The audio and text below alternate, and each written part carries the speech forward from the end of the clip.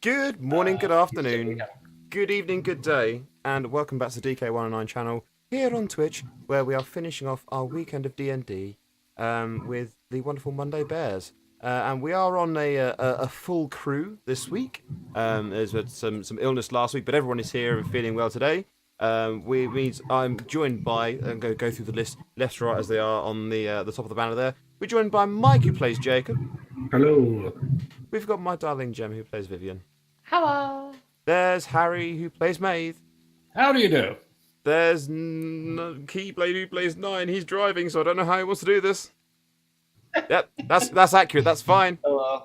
And there is the return of Live, who plays Ion, who's feeling much better this week. I'm back, bitches! The Screechy Band returns. So yes, That's a new title. Yeah. so Ion the Screechy. Screech Ion.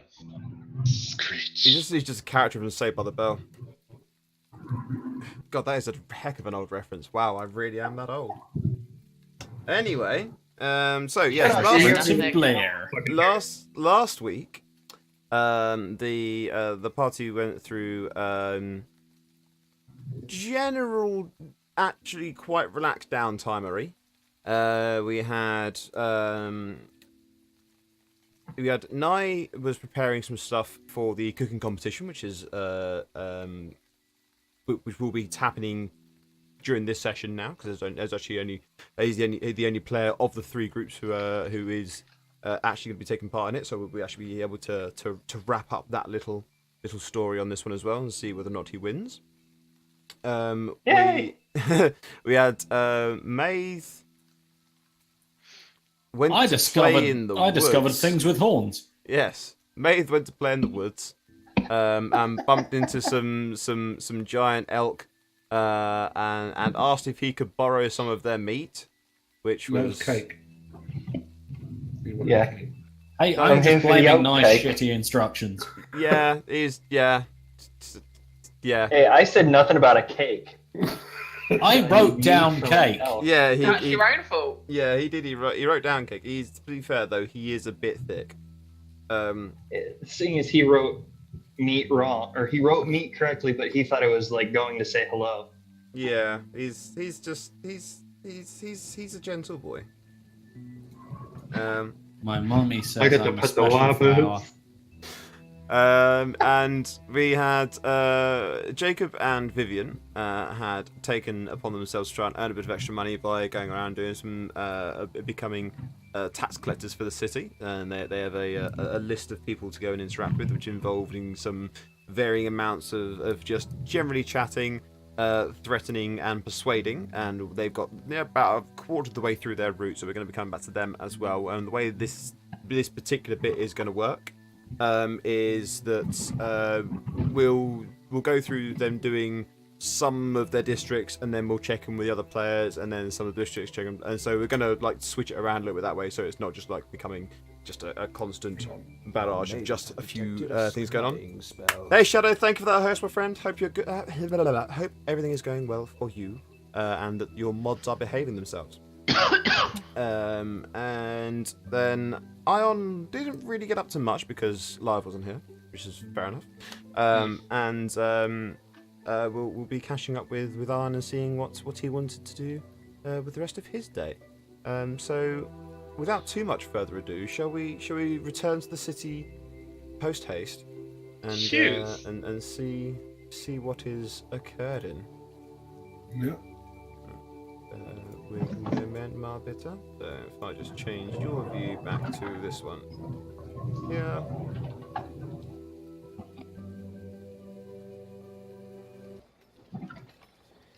There we go. And there it is. My small wonderful city of Neverwinter. And as we see, we've got here in this area along here, we've got all of the districts marked out in the trade district. So let's first of all have you guys do, how many sections left are there? So 3, 6, 10. So it's 10 sections. Right. Okay. So let's have you guys do 3 areas quickly, and then we'll catch up with somebody. Where's my pencil stuff? So this is Mike and Vivian. Hello. You last dealt with a area which was full of fruit, veg, and horticulturists. Yeah. And you got the full allotment from those. Prior to that, you spoke to Darius of Darius's Elixirs, and he did not have all of the money available that was needed for that one. No, but we got a note from him. Yes, you do have a note from him on that bit. And you had a couple other areas that you went to where they had all the money ready straight away, and one group where you had to do a little bit of intimidating to get themselves, or to get the cash from them. So let's just do the next 3 areas, and I'll be quick on this bit. So, yeah, there's depending on exactly what the parties want to do says how in depth each element goes, because it all depends on the players, on the party. You know, the more involved they want to get in a particular element, the more I'll respond in kind. So the next area you're going to is it's largely meat product stalls. So things like there's stalls where they've got things like ducks and chickens in cages. Got some where they got like like when you go through like Chinatown sort of area where they'll have birds hanging in the windows, that sort of thing. Yeah. All of that, all of that sort of classical stuff. And so yes, that's what you can see there. There's the representative is a type of creature that you have not witnessed before. Would either of you like to do a nature roll to see if you can work out who or what it might be? Should we both do it, or just one? It's up to you. Can we both do it? You can both go individually, or you want to, I've got +3 to nature. Go on then, you do it, 'cause I've only got +2. Okay. So, you're not quite sure what the type of creature is, what race they are, where they may hail from, but they appear to look. They're some sort of beastman creature.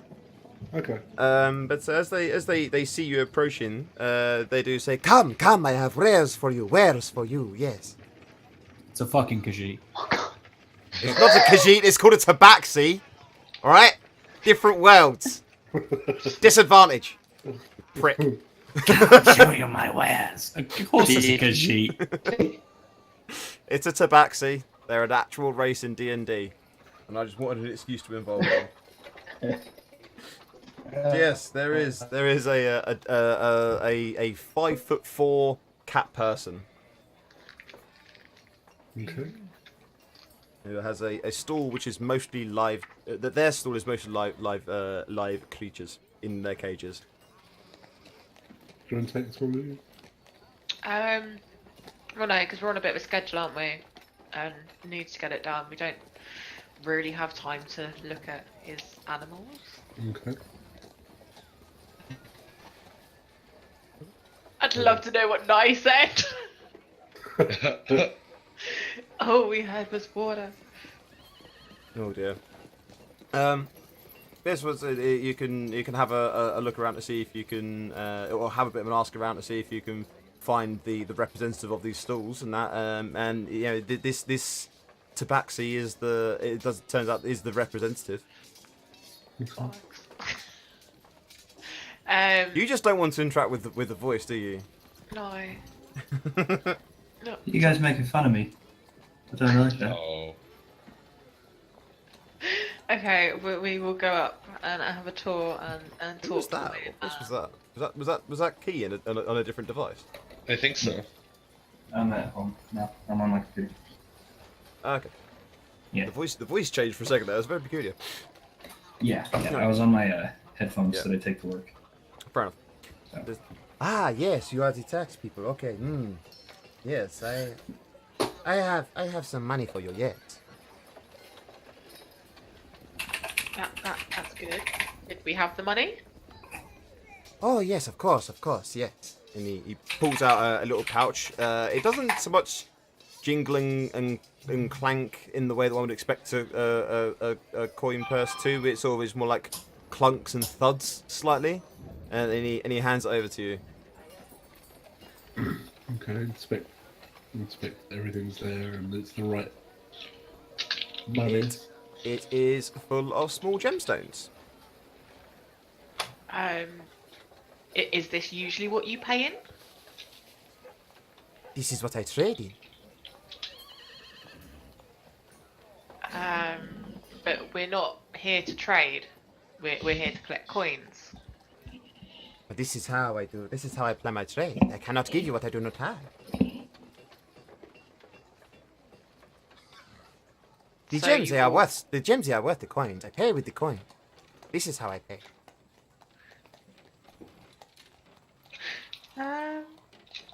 Say, because we don't know what the deals are worth. Would you like to do a little insight roll to see if you can work out if they do seem to accrue to the correct value? I have +2 to them. What do you know? It might be.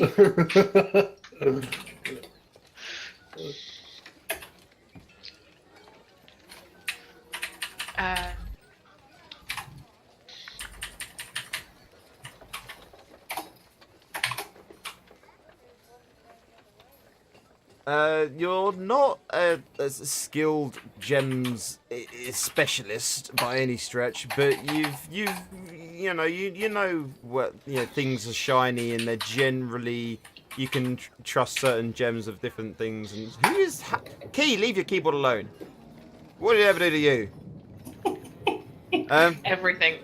Yeah, so I muted myself. you have got some awareness of the value of certain stones, and yeah, it does seem that for the amount that is meant to be paid, that there does seem to be the right amount of gems there.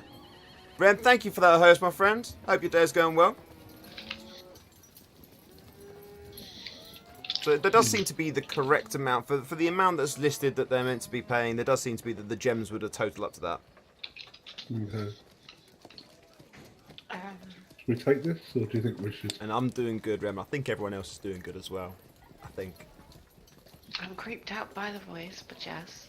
Why are you picked up for the? You do not know the way. Oh my lord. Yeah. Okay. We'll take his gems, I suppose. Okay. Goes. Fantastic. Thank you. It's a pleasure to Making- trade as always. And We'll make a he note of goes that. and starts hawking his wares again. Okay. All right. Yes. So you get the full allotment from that area. And it was there is the correct amount for what is owed. It's just fun to fuck with you a little bit. It's one of those things, we don't know whether we're supposed to take other offerings or whether we're only supposed to take coin.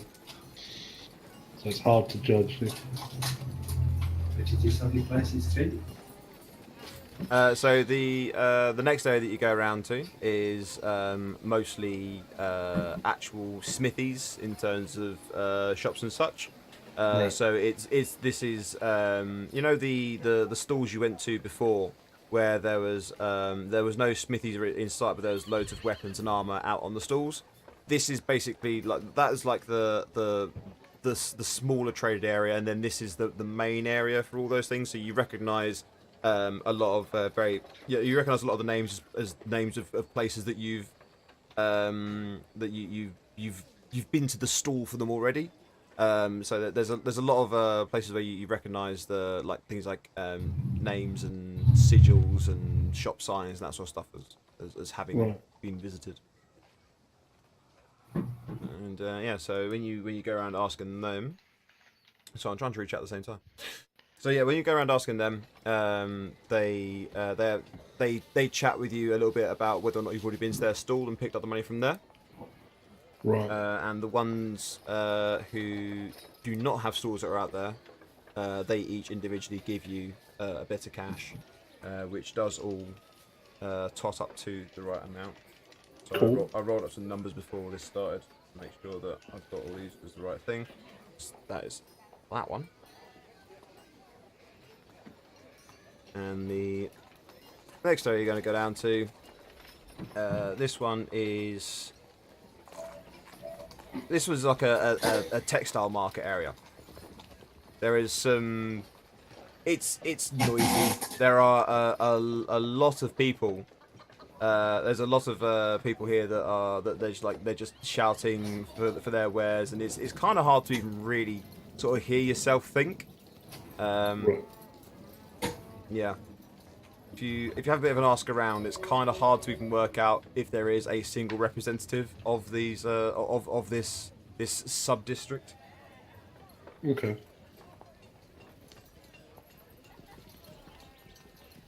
How would you like to proceed? Can we ask around? Yeah, you can ask around. Give me a persuasion roll.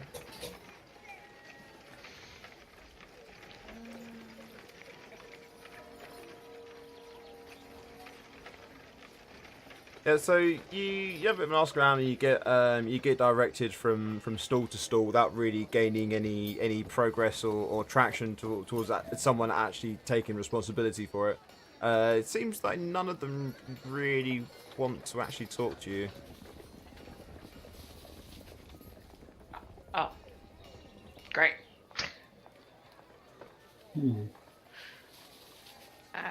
What do you think we should do, Mike?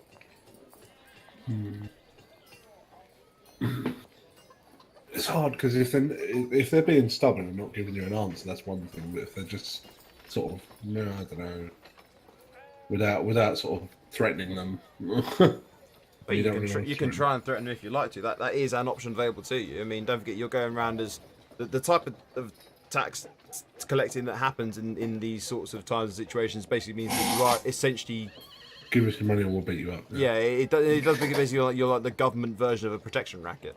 Can I go up to one of them and try and intimidate them? Sort of like, tell me who is in charge so we can take the taxes now, kind of thing. Let's have an intimidation check for me then, please. That's impressive considering I've got +6 to intimidation. Yeah. You don't scare me. You don't scare me. Everyone knows the government can't harm us citizens. Go on, off you fuck. So he's not scared of you at all. I really want to do like a very light, shocking gun, just electrocute him a little bit. What? Actually, tell you, what's your casting? What's your casting ability? Casting modifier? Where would I find that? Basically, whatever your casting ability is. So if it's, it should stay at the top of your spell list. It'll be either charisma, intelligence, or wisdom. If you're a sorcerer, I think it's charisma. Okay, I'll give you an option. So this is a train that you can go down if you would like to. If you can do a charisma check. Yeah. To see how much control you have over your powers, and if you roll what I deem to be high enough, you can give him a light version, like a cantrip version of a shocking touch, to try and further intimidate him. Okay, that is the number I had in my mind. So you get you literally bugger. Right, okay, yes, you're allowed to do a light shocking grasp. What do is do an intimidation check at advantage. That's how we'll actually play out you doing your light shocking grasping. So doing an advantage intimidation check. Okay, enough. It's fine. I'll give me a moment. I will go and do it myself. And he slightly smoking. He chips around the rest of the stalls. You see that he has arguments with a few of them, and they're pointing wildly in your direction and just like gesticulating. There's like just examples of being electrocuted and stuff. And after about 15 minutes or so, he comes back with a quite clearly fairly heavy-looking person. He goes, "There you go, there's all the tax for the thing. Go, we must do our trade. Go away." Thank you for your cooperation. Your rags are horrible. As you leave. Shock him again. I'm not gonna do like like a Sith. Just Direction. Power. There you go. Right. Okay. So we've done 3 areas for you there. So let's check in with who should we check in with? I know what. Let's check in with Ion. How would Ion like to be spending their Saturday morning afternoon sort of period? Is there anything in particular that they're looking for, or is there live? Oh, I'm fuck.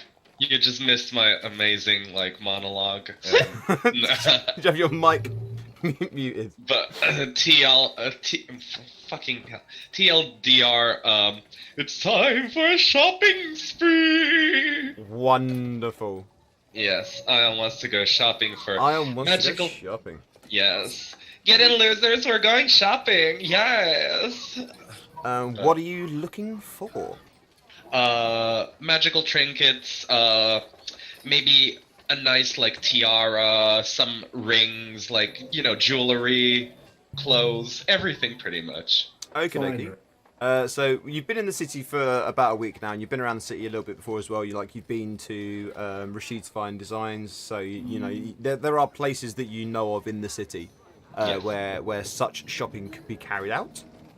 So you can have a look around those areas. Is there? So what's the main thing that you're looking for? Are you specifically looking for like a clothing thing first, or are you looking for more like a store that sells trinkets or potentially magical items? What is going to be your first port of call on this on this retail therapy? Maybe an overlap in interests would be magical jewelry, like trinkets, like rings and stuff. Okay. Maybe that's what he'd be looking for. Magical accessories, not necessarily magical clothing. Yes. Okie dokie. Right. So you have a bit of a look around, and a bit of an ask around. You know what? Just for argument's sake, pop me a survival check, just because it's it's vaguely under the idea of survival in terms of finding your way around. Yeah, that's fine. Basically, yeah. So you don't end up getting mugged by street urchins. Essentially, is what it boils down to. Yeah. So you have a bit of a chat around, and you are directed to Kazakh's in the Mage District, as a place that does sell assorted levels of magical knickknacks and dewdrops. Okay. So you can head to Kazakh's if you'd like to. I would love to, so Okay, folks. let's get in there.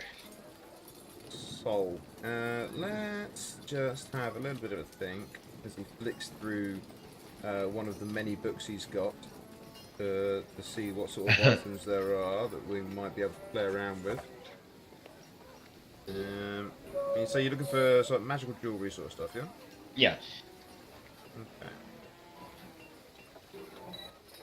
We start with as you enter the shop. There's that familiar sort of ling ling ling noise of a door opening against a bell. And Good morning. There's this is a very nice store. There's a few people in there already, just going through, browsing through the shelves.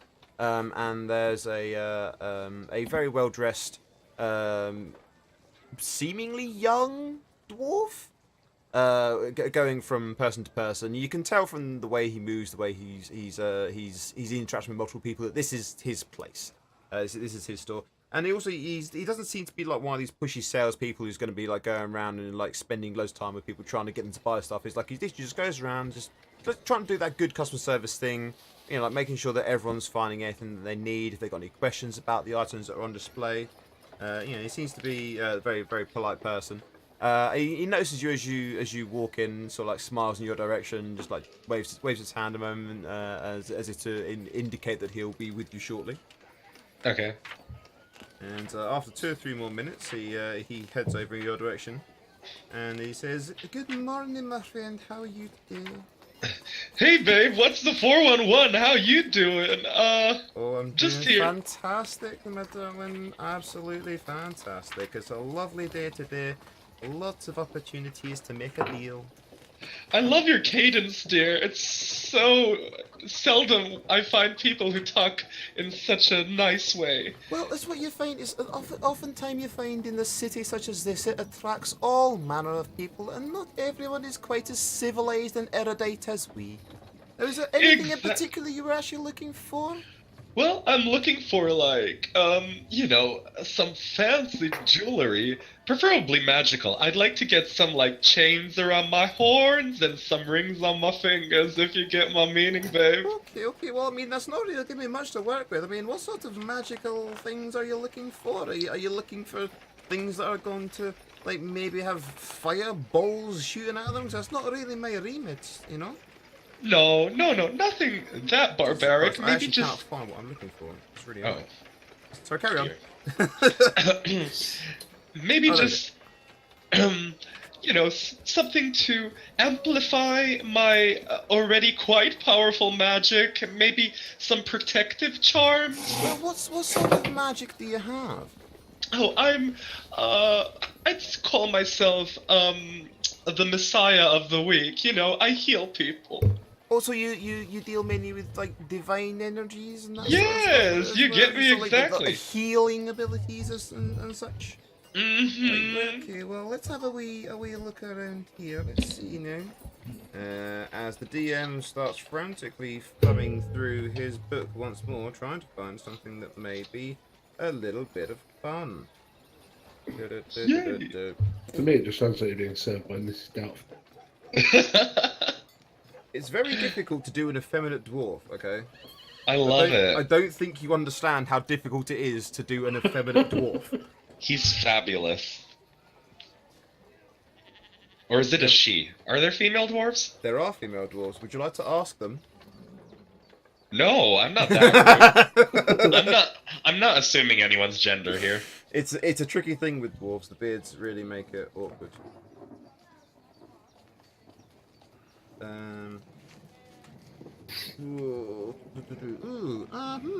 Actually, you know what? We can have a bit of a chuckle with one of those. Because I'll just make it so it's one of those instead. Right, so he takes you... He takes you over to a display of jewellery. And you know, like those, you get the like the headless bust bit, which they often use for displaying necklaces. Right. So there's basically a whole display of those of varying necklaces of different types, and it's like, okay, now most of these ones here, they're not actually magical, but this one here, and he carefully picks it up, and it's a quite a thin, delicate gold chain, and suspended in like little cages. There's like 5 little cages all along the chain. He goes, this thing here, now this is well, it's a little bit different than something you may have noticed before. There is items out there that they enable you to cast various spells in various manners, to varying levels of power. Now I've seen them before, and they're horrendously dangerous to use. But you can get these necklaces of fireballs, and they're just very, very dangerous. There's not a lot. Well, I mean, they're a lot of fun to use if you're the one using them, but they're very, very dangerous because fireballs have a tendency to go bang over a very large area, you see. Now, this one here, this is a little bit different. This is something I came across and I thought, I'll have to keep hold of this and make sure it goes to the right person. Now, are you familiar with a spell known as Guiding Bolt? Ooh, one of my favorites. Well, this item here, each gem, and unfortunately they are consumable. Each gem will act as the ability to release a guiding bolt. Okay. Let me just double check. Now that I've said it out loud, let me just double check to make sure that I haven't just basically handed you a nuke. Because I know that Fireball is a 3rd level spell, and I'm fairly sure that Guiding Bolt is 2nd. I might be wrong. I can check for you if you'd like. Guiding Bolt is... It's a first level spell. First level spell, right? That's okay, because that was the idea, is having something the same but different. Yeah, because it's instead of it being like a blast that does area effect, it's against a single target, and instead of getting 7 casts of it, you're only getting 5. Yeah, so you just see. So yes, that's what this item here is. So I'm afraid, though, due to firstly the nature of the fact that it is a magical item, and also, of course, the fact that it is, of course, jewelry as well. It's not a cheap item, I'm afraid. It is quite an expensive bit of kit compared to various other things that I sell. What would be the price range, could I ask? Yeah, once I just double check how I've... No, because I really should have guessed that you would want to do a shopping trip and come up with some stuff ahead of time.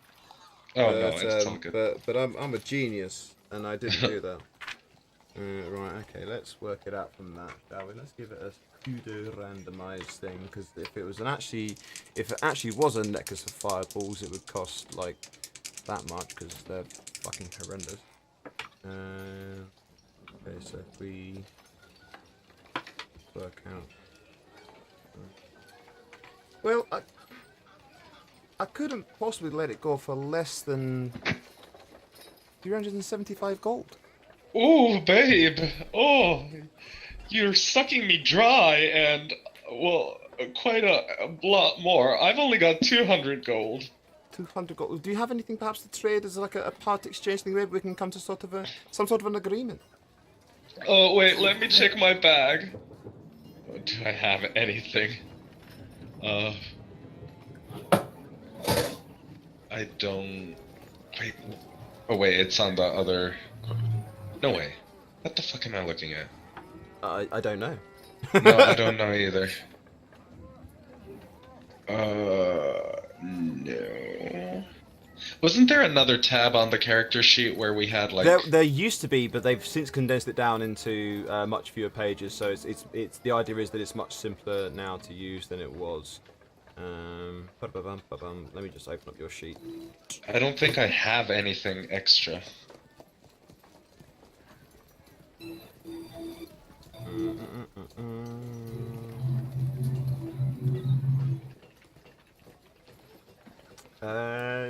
No, you don't. No. I don't. Okay. Well, that's unfortunate. Let's just have a look in the party loot bit. You have nothing listed in your party loot stuff either. Well, yeah. So there is. You know, you can try and barter with them in terms of like, you can try and haggle and bring him down, or you can see if you can get yourself some more money from one of the other party members. These are some of the options that are available to you. Okay, let's do this. You seem like a sensible, fabulous sort of fellow. I'm sure we can come to an agreement. Can I do a charisma check and seducing or something? You can do a persuasion to see if you can seduce him. Okay. Quite why there isn't a seduction skill on the character sheets anyway. For the 5th edition is good. Anybody's guess. So, well, as much as I appreciate the offer, I'm afraid I don't think my wife would be very happy if I said yes. Oh, ain't that the way? Love gets struck down once again. Well, I might be back later. I'll go see if I can acquire something. Well, what I'll do is I'll put it to one side for you, and then that way, just in case, I don't expect anyone's going to come in specifically looking for it, but just in case, because you have shown an interest, I'll put it to one side for you. I don't need to worry about taking your name. I'm not going to forget someone as lovely as yourself there. But if you do come back again, it'll be waiting for you. I can hold it for a week. Oh, I like the way you talk, sweet cheeks. Have a nice day. I'll be back. Mwah. And I leave. You're not sure if he blushes or not because there's beard and stuff in the way. Of course, and I've already turned around at that point. It's like walking away from an explosion. You never look back. And I just canter out with grace and elegance and beauty. And as someone who has and regularly walks away from explosions, one thing that you always do is look back. No. Ion's too fabulous for that. Okay, I just thought I'd clarify that for anyone No, watching I at want to home. retcon. As soon as I say my stuff, I just throw a handful of glitter up into the air and spin around and. Where Are you, do are always you, find are you just glitter role from? playing as Bo Burnham now at this point? Yes, Pretty of much. course. Okay, just checking. Just checking. Okay. Well, I guess that's my shopping spree there.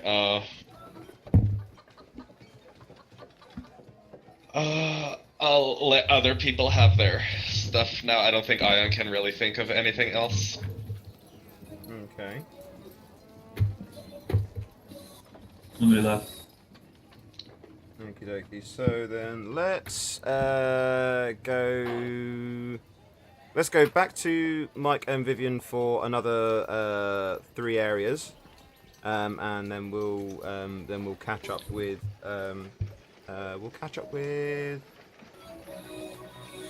Nye after that. So yes, Mike and Vivian, we return to yourselves, Okay. and the next area that you go to is just basically like it's assorted stores of varying types, and they're all already ready with the cash. They hand that over to you. They've been expecting you. They see the badge and they just hand that over. For anyone wondering, some of these places literally they're just ready for it. There is a number of them that I've got where things might happen. The next day that you go around to is dominated by a it's like a hotel / boarding house sort of thing for it.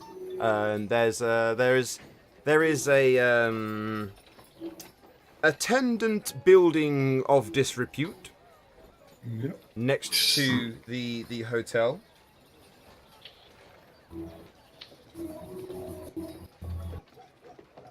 Can you please give them that terrible, just like haggard, smoke 3 packs an hour voice? I would if I could do one without causing my throat to fail, but we'll just have to. You just have to pretend that I was doing such a thing. Damn. Hey, girl. Yeah, there Yeah, we go. so- That. Yeah. But...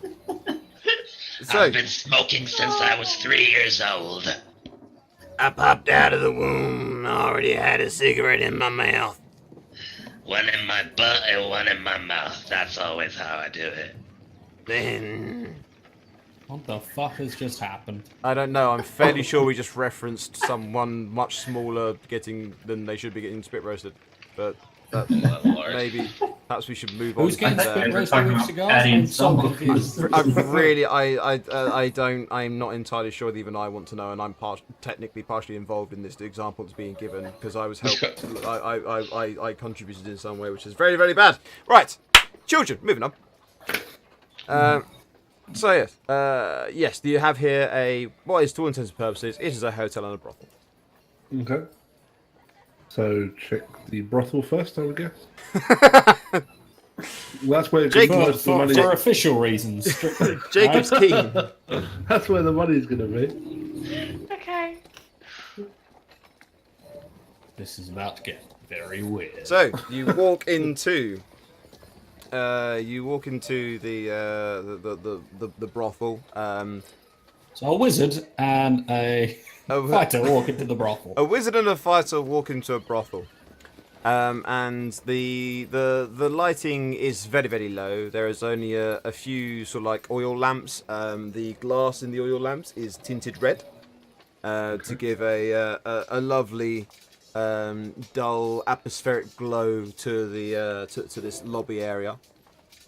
And as you enter, you can see there are some very tastefully dressed females of various races that are bussing drinks back and forth. This lobby area that has a bar attached as well. Okay. There is also very clearly like a reception desk area too. Says a reception desk. Go up to the reception. There is one with scale shadow. Yeah, we'll go up to the reception Yep, and see if we can ask. So he goes to the reception desk, and then there is a very, very smartly dressed tiefling.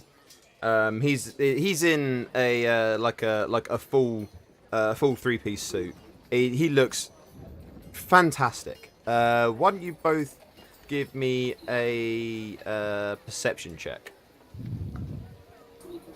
Very quickly. No. Oh, So both of you are just staring at him. Right. Just like taken aback by the sheer handsomeness of this devil. A handsome devil, one could almost say. He's the chiseled chin. He's just like, he's just an Adonis, if Adonis existed in D&D. But yes, he is such a specimen, He doesn't lean in or anything at all, but he's sort of like he gently places his hands on the desk in front of him, just like fingers locked together, and it's like, good afternoon. How can I help you both? Vivian, would you like to take this one as I took the last one? No, not particularly. I'm sorry. Who is taking whom, and how much are they paying? We've come to collect the taxes. Oh, well, that's Is it that time of month already? Unfortunately, so. Well, bear with me a moment. I'll only be but a moment. And he reaches into like his waistcoat pocket and fishes out a small stone that's on a chain, and he just he just holds onto it, closes his eyes, and you can see he's channeling something through the stone. So he's only there for a few minutes. He goes, "That's certainly. If you would like to just cross the road to the actual hotel, the hotel manager there, this is a joint venture, he will be able to provide you with the compensation that you seek." Okay. Okay, we'll go across the hotel. The hotel, as you enter the hotel, you see there are some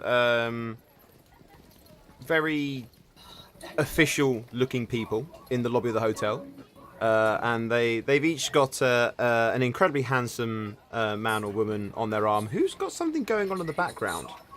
Okay. No. No. what? Huh? Nice. What happened? We can hear you, Telly. Oh, I'm very sorry. Let me mute that. I thought I was hearing things for a moment. No, it was nice. Okay. Yeah, I'm playing Final Fantasy 12 because Final Fantasy 14 is doing maintenance. Oh dear. Never got into 12. Really like 10 though. I got to a certain point when I played it on PS2 and I hadn't saved in about 6 hours. Yeah. Sorry. Can we carry on Yeah. with the game that we're currently streaming, if possible? If that's okay with everybody? Yeah, sorry. Jesus Christ! Wow. Here, Okay, I'll that mute was, myself that, just that was to- unexpected. Well, you knew Mace was always going to cause the issue. Yeah. It wasn't even them doing it. Terrible. Harry gets It's the first distracted. time I've opened my fucking mouth all night. Well, he told you not to talk. Anyway, yeah. So you go into the hotel, and it's there's a lot of like I said, very official looking people in the lobby of the hotel that are moving. They're just there's some that they're like checking in and checking out, and they've all got incredibly glamorous people on hanging on their arm quite happily as well. This is why don't you both give me an insight check?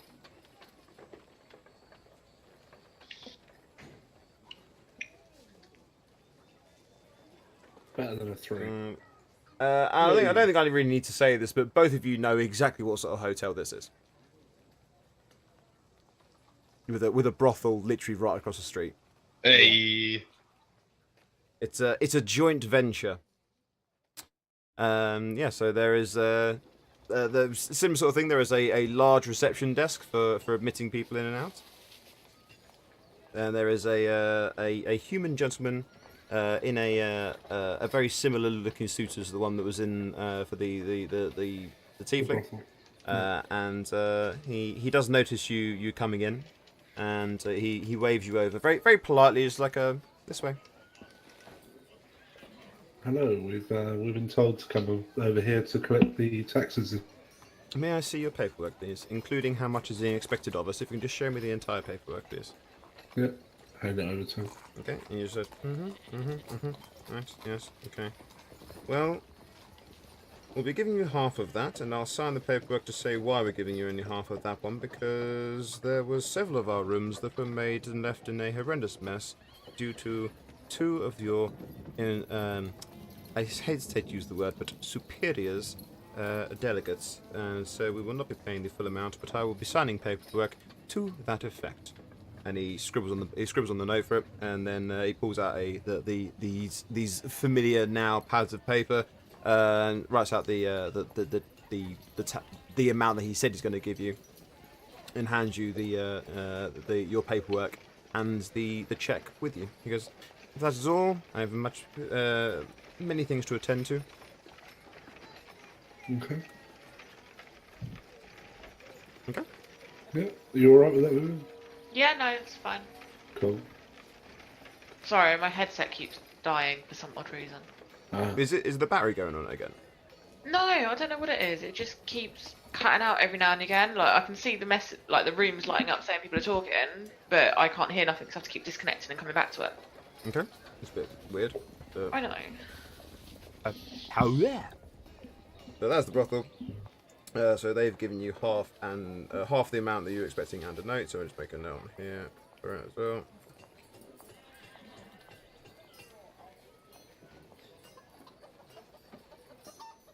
If you reset your settings for your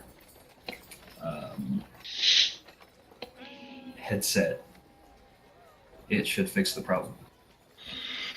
Yeah, but I keep sound on everything else. It's literally just Discord. Yeah. Now go down to the gear and then just do voice and video and just to reset voice settings, and it should fix it. Okay.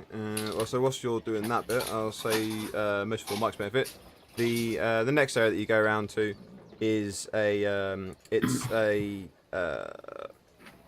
fuck, forgotten the word.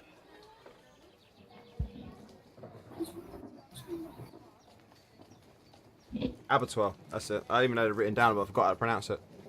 Next place you go around to is an abattoir, and the abattoir has the money ready for you, as they were expecting you coming as well, with no issues at all. So let's say, for anyone who is wondering, most of the places do just give them the cash. There's only a few of the places where they actually kind of get challenged on it, or have the option for an interaction. So that's that bit.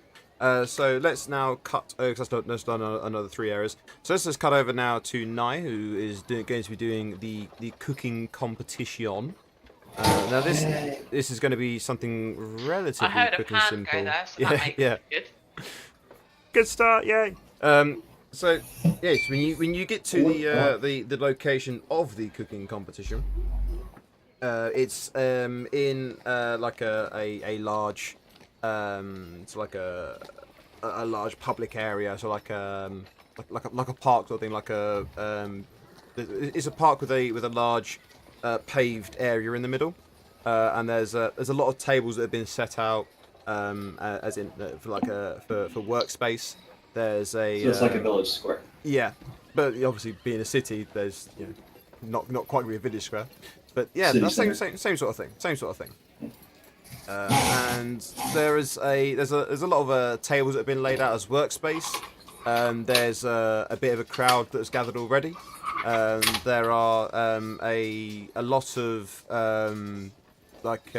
people who definitely seem to be competitors that are in this thing. There's you can't tell straight away because everyone's kind of all like clustered together. Like they're queuing up to sign up for the competition. You can't really tell how many of them are, if they're working on their own, if they're working in pairs, they're working in groups. You can't really tell what's going on with it at the minute. And the information you've got is that there is a cooking competition, is basically the only information that you really have to go on with this bit. What would you like to do, and what have you brought with you for the cooking competition as well, for that matter? Because I know you prepared some stuff. The rest of my rabbit, which has since been sitting overnight in whatever they have for a cooler with salt and pepper on it. And this is going to sound weird. Did they have anything close to sodium bicarbonate? Baking soda? Baking powder? Not really, no. Shit. Okay, never mind. It wasn't that important. He's got his basically everything he made yesterday, except for the carrots he kept whole, potatoes he kept whole. He brought his stock, his rabbit pieces, and the rest of the berries that he didn't use for the sauce, and some of the bacon fat. Okie dokie. Pretty much everything he used at the inn, just whatever he didn't need to bring because he already made it, he brought that instead. Okie dokes. Alright, okay.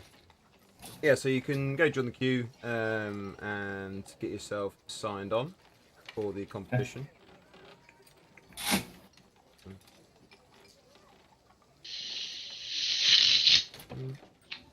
Yeah, so you sign up for the competition. More like you officially sign up for the competition, as obviously you had already expressed the interest in doing so. And you're asked basically about the stuff you brought with you, so you can make the explanation of the arsenals you brought with you. They have a mage on standby as well for checking of ingredients as they're coming in, partially to make sure that there's obviously nothing unsafe or unsavoury.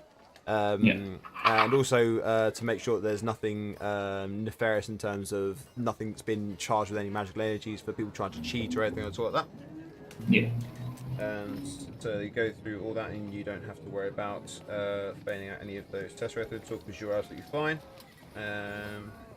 You do notice that a particularly snooty high elf does get dragged away by the city guards during this time as well, as it turns out that they were trying to be a little bit nefarious and cheat a little bit, so they get dragged away. So it's clear that there is actually a little bit of drama at these sorts of things, and it does occasionally all kick off.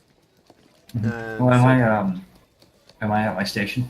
Well, I was going to say, that's the next thing I was going to say, is everyone then disperses off to their stations, and you can see there is a total of 12 groups, including yourself. Okay. Or 11 now. Alright. Nye's just going to keep his head down and do his job and not pay attention to anybody else. I'm there cheering, just by the way. Ion is like, yay! Yeah, so there's as more and more competitors turned up, the crowd started to grow a bit as well, as they brought with them a lot of the competitors. They bring with them friends and family for this sort of thing. You do notice that there is near you, basically like the next table over from you, there is a group of 3 humans that are all wearing the same uniform. You suspect that they've all come from they normally work at a restaurant or something somewhere, and you suspect that they may have spent quite a bit of time working together in the past. Okay. And they are you get the feeling they may know what they're doing. As you look around the rest of the tables, it's all there's a mixture of races, but they're all working in like ones and twos. Okay. And the official who is looking over this is a rather plump halfling.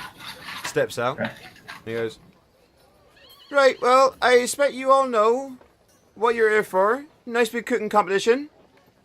And the competition itself is to create one course, like a main course, and either an appetizer to go before or a dessert to go after. Ideally, one would like them to complement each other. If you cannot create both courses, you are not disqualified, but it may harm your scoring. Now, you have got 3 hours to complete your entire meal. There is no bonus points for finishing early, but you will be disqualified if you finish late. Does anybody have any questions at all?" You see a couple of people go to like raise their hand, but don't. Do you have any questions? Nope, because I know exactly what I'm going to make, because I also have those mushrooms that I also bought that I didn't use for the main course. Right, now, during this 3-hour time, you are free to go and get other ingredients if you need them. Say, for example, one were to drop something, but anything you bring in will need to go through the same process as we just did a moment ago, with the mages checking for nefariousness. And, don't forget, if you're on your own, you gotta try and keep an eye on your table as well. So just be aware of that, right? We're not monsters, we're not gonna say you can't go do it, but you gotta be smart. Right. 3 hours in. Your time starts. He pulls out quite an elaborate gnomish pocket watch. No! And the competition begins, and there is much madness and clattering and banging of various items of kitchen equipment. And so you know exactly what you're going for with your main course and your stuff. Would you like to go through and describe what you're making to see if we can get you some extra bonuses and such? Because you did do a thing, and I've already done you a thing in terms of like a plus. Well, first, because Nye's working around food, he's not an idiot. He knows that if he gets any hair in there, that's not going to be very good. Nobody wants floss in their food. So, first thing he does, he puts his hair up, because he's got some long hair. And is there like a sink somewhere? There are some like like those Like a basin that's sort of like like the bottom third of a barrel. You know, that sort of style of big old wooden bowl. There's several of those that have already got water in them, and there is a water like a water pump off to one side of the square as well. Okay. So Nye goes over to the water pump, washes his hands off real fast, grabs a pot, puts some water in the pot from the pump, not from the disgusting barrel. Puts that on the stove, chops up his potatoes, puts those in there, starts heating up his stock, and while he's doing that, or while those are heating up before he starts doing anything else, he starts working on his appetizer, which is rabbit stuffed mushroom. So he's gonna take the stem off the mushroom. He's gonna get rid of the gills, the little brown things on the bottom, and he's gonna just start filling it up with a little bit of the rabbit meat, and he's gonna put that in the oven for give me a second, maybe 15 minutes or so. Okay, so the ovens, just so you know, they're the you know those. Yeah, they're old school, like the stone hearths. The stone hearth things. You know, the ones that people often Mm-hmm. have in their gardens as part of like their barbecue for pizza and stuff. Yeah. You know the thing. Mm-hmm. I do know the thing. So he doesn't have it all the way in. He's got it close to the outside, so the heat's not so intense on this meat and on the mushrooms, because he's not going for charcoal, and he's not trying to go for a quick cook. He's going for something a little slow, because he's going to take it out about halfway, and he's going to fix something else on top. Mm-hmm. Let's see. So then he starts his main course. He bless you. Thank you. He cuts his carrots lengthwise, puts those in a pan with the bacon fat, starts cooking those till they're nice and golden brown. Or not golden brown, until they're caramelized. Yeah. So that way they're a little bit sweeter, but also not quite as sweet as you would expect. Checks his potatoes, makes sure those are close to done before he puts his pan down, makes sure that is hotter than Mage Boy's flame attack. Before putting his rabbit in and getting his sauces ready and getting his plate set up.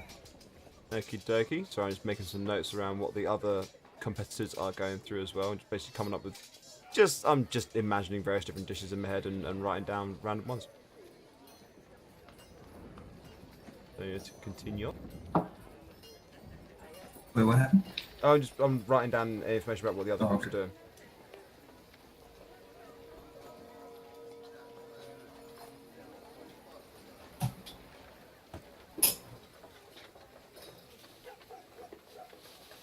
Yeah. So yeah, you can continue. So once he's had the mushrooms in there for about half their time, he takes them out and he brushes them with a little bit of melted bacon fat. And I'm trying to think of a good garnish. What's close by in terms of like stalls?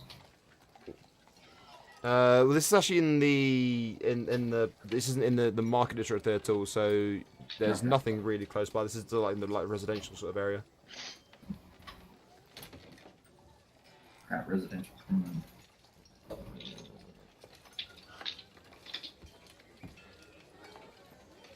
I'm trying to think of what else I would have had in my bag that I could use. Well, in terms of like, don't forget you've got things like you'd have your ration packs and stuff, which a lot of time for adventurers breaks down into things like dried meats, dried berries, nuts, that sort of stuff as well. So you'd have things like that. Okay, so now he's gonna take the nuts. What kind of nuts are they? These would be. So they'd probably be I don't know. Well, you know, just wild nuts like peanuts, nuts, that sort of almonds, stuff. Yeah. walnuts. Yeah. Let's go with a mixed nuts. There's almonds, there's walnuts, there's peanuts, there's all sorts of stuff. Okay. Yeah, D's brand nuts. That's what they are. D's brand.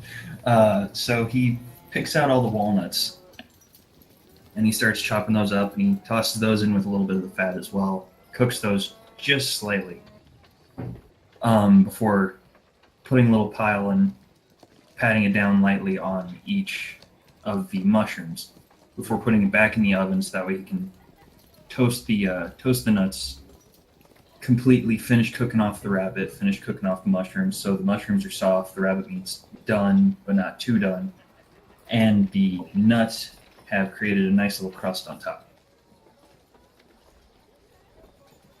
Okie dokes. So this is going to be sort of about, what, hour amount of time gone through on this thing? Yeah. Yeah.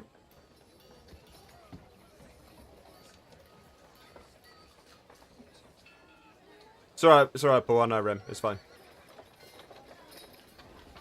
Okay, alright, carry on. As you're going through, you notice that a couple of competitors have had some mishaps during this time and have ended up pulling out of the competition. Ooh, that's not fun. Yeah, one of them, as they've gone to take a quite a beautifully trussed rack of lamb, where it's like put down into put around into a ring. You know that how you can have that. Yeah, Give me a heart attack, man. Don't tell me to drop it. They've dropped that, and it's just gone all over the floor. And it was a dwarf. Is a particularly broad-shouldered dwarf with his hair like yourself, like all netted up and everything for it as well. And he's not been struggling with the weight or anything at all. He's been, because of his height and that, he's been struggling to see where he's going with it. And he's tripped on a cobble, and it's just gone all over the place. And he's just sat on the floor. He's hugging his knees to his chest, and this big broad shoulder, like, imagine a Hell's Angel sort of like person. He's just bawling his eyes out. He's just completely broke down. He's in tears. How close is he to my table? He's the opposite side. He's the opposite side to you. So if I were to walk over there, I would still be able to see my table, right? Yes. Keep an eye on stuff? Mm-hmm. So I guess if I see that happen, I walk over to him and try to console him in some way because I would feel fucking terrible if that happened to me. Yeah, so you can spend a bit of time trying to cheer him up. It's not working. It's not working. You feel like the best thing you can do in this scenario is take away his chef's knives. Okay, so I'm gonna hide those someplace high where he can't reach. This is now. Here's actually one question that I meant to ask. Yeah. Because I didn't really think of it until now. Am I able to perhaps take some stuff off of those tables if they aren't going to be using them anymore? You can. Ingredients. Are you trying to be subtle about it, or are you being quite brazen? No, I'm gonna go up and actually like give them some money for it, like a couple silver. I'm not just gonna go and take it. I'm gonna like say, hey, I'll give you such and such amount of money for this or that. You can try and give us a persuasion roll, because generally everyone in this regard is being very cagey and like, no, I want to win. There's a couple people who. Well, no, I meant somebody who has like failed. Oh, someone who's failed. Like the poor dwarf. The dwarf. The rest of his table is covered in assorted non-game meat cuts that are already completed. So you can see that it's all the offcuts and trimmings from the lamb rack, as well as there's like 2 or 3 ribs worth. You know, because you know how it always like it tapers a bit. There's 2 or 3 ribs worth from either end is there as essentially as discards still on the tabletop. Okay. Does he have any vegetables or cheese or something like that? There is some goat's cheese that he's got. I asked him how much he would like for maybe. Do you want to know what he says in response? Pinch. Fuck you, I'm guessing. Is all you're really getting out of him at this point. Okay. So I'm gonna just like kind of pat him on the back and just go back to my station and keep my head down and not pay attention to anybody else, because I'm gonna have issues by the end of this session if you keep this up. It's almost like the DM knows his players. God, no, I dropped carrot cake yesterday or day before. Shit. God, it's all over the floor, so it fucking hurts. Oh, you know what? Just because you said that, can you give me a perception roll quickly? Oh, please, no, why? God, you're a fucking bastard. I hate you right now. I can't click on perception. Edit. Yeah. That's fine. I added in the cooking kit for you as part of your skills, so you can use that later. Oh, fuck. Yeah, so even with the 13 perception, out of the corner of your eye, you notice that the stall just next to you, the bit just next to you, there is there's a quite a tool for their race. There's a tall wood elf who's they're working on. It looks to be like it's going to be a very healthy sort of like a salad display as part of their main course. That's what they're going through at the moment. Is they're going through some very, very technical and neat cuts. But out of the corner of your eye, you've noticed that they're also across their table was all the various bits of stuff for having like baking a cake. Their oven is going like a chimney, and they haven't noticed. And there is quite thick black smoke pouring out the top of their stove, and Jem's internet has crashed. That's really awkward. Can I please yell at the person and say, "Your oven, check your oven. Dear God, check the fucking oven." And they've been like, you can see that the reason why they haven't noticed is they're really focused on getting these cuts absolutely perfect. But she notices you and is like, just turns to look at her oven, and just like her knife that she was holding and the things just fall out of her hand. She goes, ah, my cake! Fucking hate you, Dan. Fucking hate you. And just like does that slow stagger over to it and pulls out this this just Brick. yeah. It's okay, baby. It's fine. If your internet fails on you, that's fine. There's nothing you can do about that. You know, it is what it is. It is what it is. It's okay. It's not a problem. Well, obviously it is a problem for you that your internet stopped working. But you know what I mean. It's not. Do not feel bad. This is what I'm trying to say. Don't feel bad that your internet stopped working. For me. It sounds like a you kind of problem. I really do need to get that put on a shirt, don't I? Somebody in our game right now. Yeah, Gemma's her internet has crashed. Who's me? Yeah, Maid is not in the game either. I've just noticed that as well. Down at the bottom there, he's not in the game either. Howdy. Oh, apologies. It's fine. I mean, we haven't done anything Yep. So yeah. with this character. Yeah. So there's so over the next over the course of like the next hour and a half, everyone else manages to finish off their assorted meals and things that they are cooking, and puts them onto their to the display area for things to be ready. And as you're looking around the rest of the tables, you can see that there is all manner of different cultures of foods. There is actually even it doesn't come as proxy. Yeah, that's fine. There shouldn't be anything massively kicking off for this session. There shouldn't be. This is going to be kind of more of an RP heavy session, so it should be all right. Yeah. So yeah, as you're looking around the rest of the tables, you're seeing that there is all sorts of cultural influence foods from the varying races of the world. And there's things that are very meat heavy. There's things that are more vegetarian. The thing that's really stands out is looking incredibly proud of themselves with a fantastic display of just a carnivore's delight. Is I can't communicate with the textile stuff. Even Matt's doing it. Oh right, okay, I see what you mean. We'll work something out.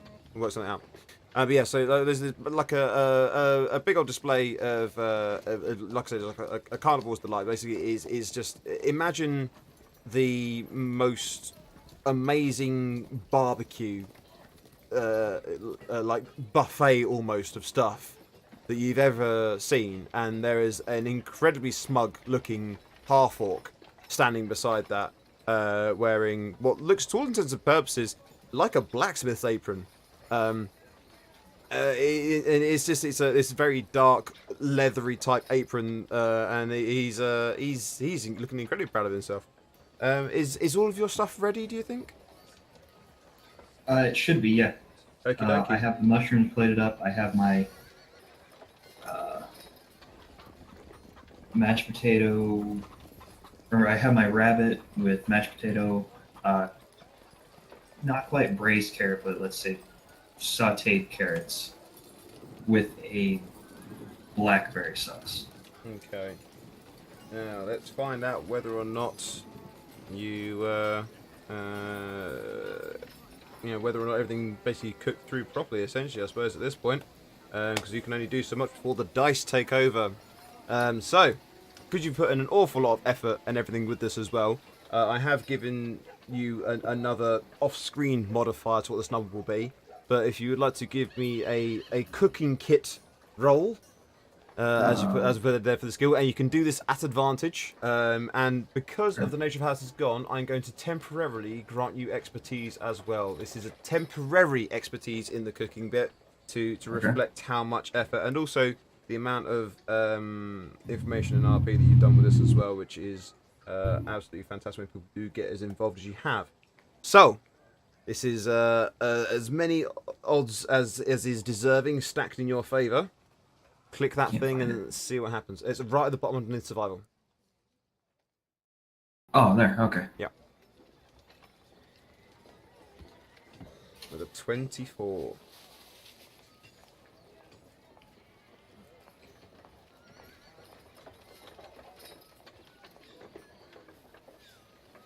Okie dokie.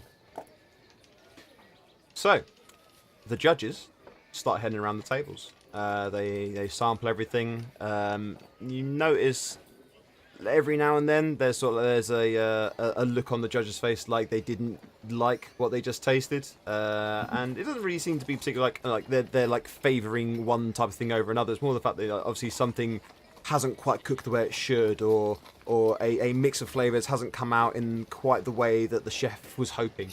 But they're moving around the various tables. They stop by yours. They do that judge thing of they check everything, give it a taste, and they make their notes on their little boards and carry moving around. They say, right, the judges will now take a few moments to deliberate before delivering the scores and the top 3. We pray your patience. So they head off to their table. I just want to say, out of character, I never wanted anyone to win anything more in my entire life. Yeah. So they retire to their table, and they they retire to their table. They do their deliberations,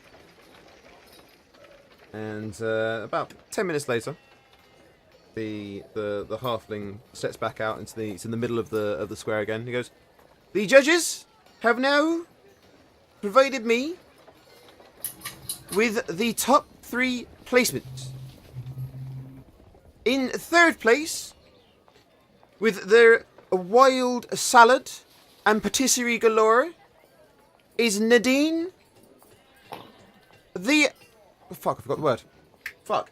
I was about to say Argonian, and I don't mean Argonian at all. Dragonborn. Nadine the Dragonborn. Dragonkin, Dragonborn. Lizard person. And she just like stomps her foot and just storms off into the crowd. She just disappears very, very quickly and easily. Like, right. I forgot she doesn't like losing. That's awkward. Right. In 2nd place, with their glazed ham, Garth, Darth, and Hearth of the Happy Hearth restaurant.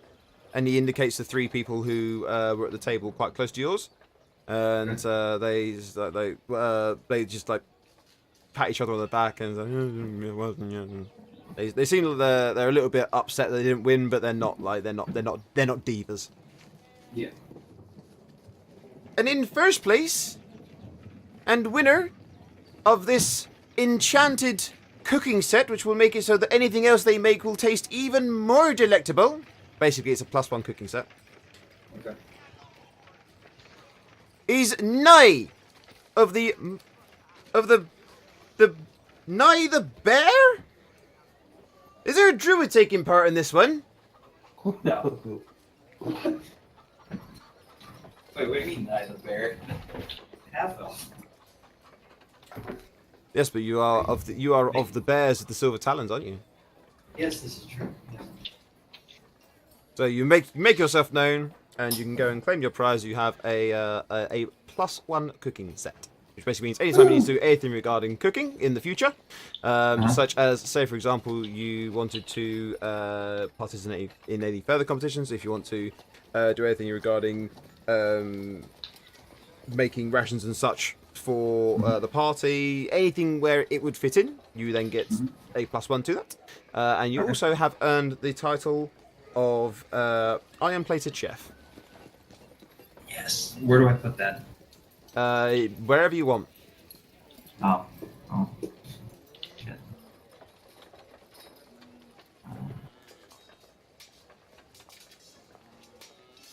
I'll put it down And in case you're wondering, you at the end of all of it, you had a 7-point lead over Garth, Darth, and Hearth. Damn, I feel lucky. You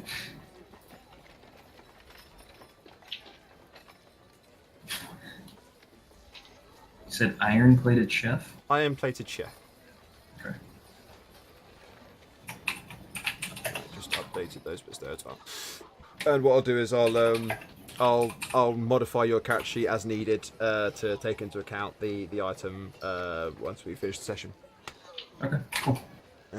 Okay, so I'm thinking instead of going back to Gem and Mike, because I don't believe we actually have a Gem and Mike. I don't think we only have a Mike, because I know Yeah. Gem's internet has just failed. I don't believe she's back yet. No, not back yet. So what we'll do is to give that a bit more time to catch up and hopefully have her internet working again.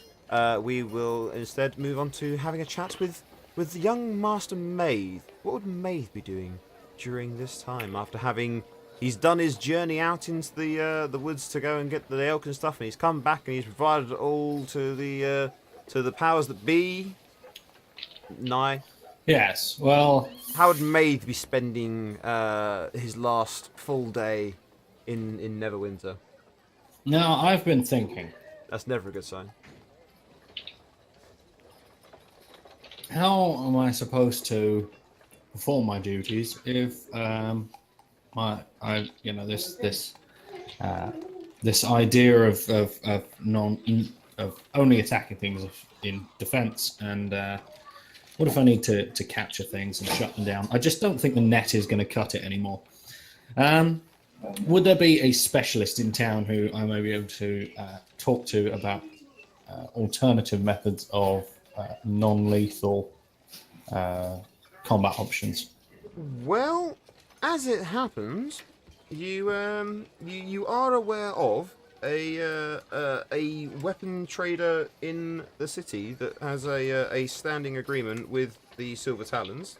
As to whether or not he has any knowledge on it, you don't know, but it seems like a good place to start. You remember that you were told about a dwarf named Deacon who works at True Strikes, which is basically like 2 minutes walk from Pangolin Tide. Oh, absolutely. That'll be my first stop. Okay, so you can head there.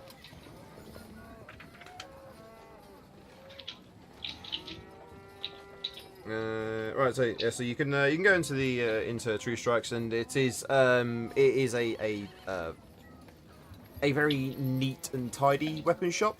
You get the feeling that you can hear sort of like the muffled sounds of a forge that's working away, but it seems to be like that's in like the back half of the shop, and like the front half is actually like an actual shop where there are a lot of already ready weapons. So there's a display of spears, which a lot of them basically look almost exactly the same. And there is a display of swords, which have all got like the same length and apparently same quality of blade, but they've got different levels of detail on the hilt, and on the hilt and the handguard. It appears that this is a shop where he has a lot of stuff already made ready for sale on the day, but that he may well take commissions to do later as well. In fact, he has a sign up that says commissions available. I just realised something rather interesting. What's that? I still have no money from when Nye died. We'll give it a go. Right. Fuck. Why are you blaming me? I just want us good. Because you died. It cost me like 300 gold. I mean, Did it really cost you 300 gold, or did it cost somebody else 300 gold? It cost me an awful lot of gold. Okay. But I believe Sejan gave us like 300 gold as well. He did. He gave you a pouch of 30 platinum pieces, and then agreed to look the other way. 2 seconds. How was it? Because Sejan's a boy. Okay. Sorry, Okay, one of our cats has gone missing I think somewhere. we can do this. Okay. So what is your plan of approach? So as you enter the shop, these the gentleman who you were told about, or the dwarf you were told about, I should say, is not anywhere currently to be seen. Are there any like shop hands or assistants? Maybe some children helping run the show. I don't know. No, there's nobody in sight that you can see straight away. Any bells or signal apparatus? No, nothing you can see. What would immediately stand out to me in this space? Well, would what it you can be see, basically, this the, is the shiny weapon if you- rats? Would it be? I don't well, know. in terms of how it looks. Have you played Skyrim? Yes. So you know, in Whitehall, you've got what's her name's shop that she holds with that she owns with her husband. It's like straight away there. I can't remember the name of the shop, but straight away on the right hand side. Was it Shield Maidens? That's something. I think it's Shield Maidens. Yeah, basically, it's kind of like that. Whiterun, yeah, Whitehall, yes, Whiterun. Yeah. So Shield Maidens there. Yes, her, Adriana Venici, yes. Adriana Vici, she also like does part-time DJing. Yeah, so it's kind of like that sort of the shop is laid out like that. So it's like there's a large desk sort of area which has got a leather-bound tome on top of it, but that's all you can really see. And then you, like I say, you got these displays varying weapon types, including things like there's even things like bundles of arrows and stuff that are on display on shelves as well.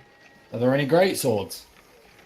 There is a display of 6 great swords against the wall on the right hand side. I would like to pick up the prettiest one.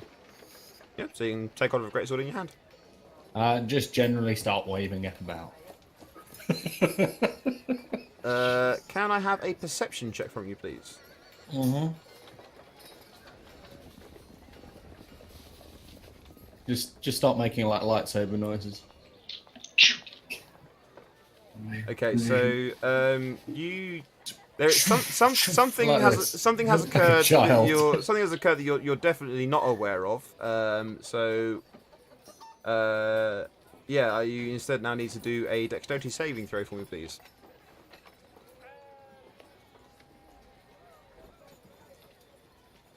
Not good. So, thudding into your left foot is quite a meaty crossbow bolt, followed almost immediately by a voice above you. It's a rather high-pitched voice, and I'm telling you that because I might be able to carry off the voice. He goes, "I recommend that you put that down."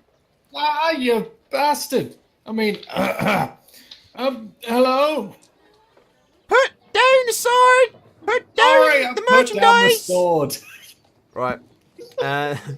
And jumping down from the rafters with a unfeasibly for its size large crossbow is a gnome who walks over to you and without much thought or care just rips the crossbow bolt out of your foot. Ah, you little bastard! Had you maybe thought about asking for help before you started manhandling merchandise, you twit? I was gonna ring the bell, but there was no bell, and there was If there was no here. bell, how are Sorry. you going to ring it?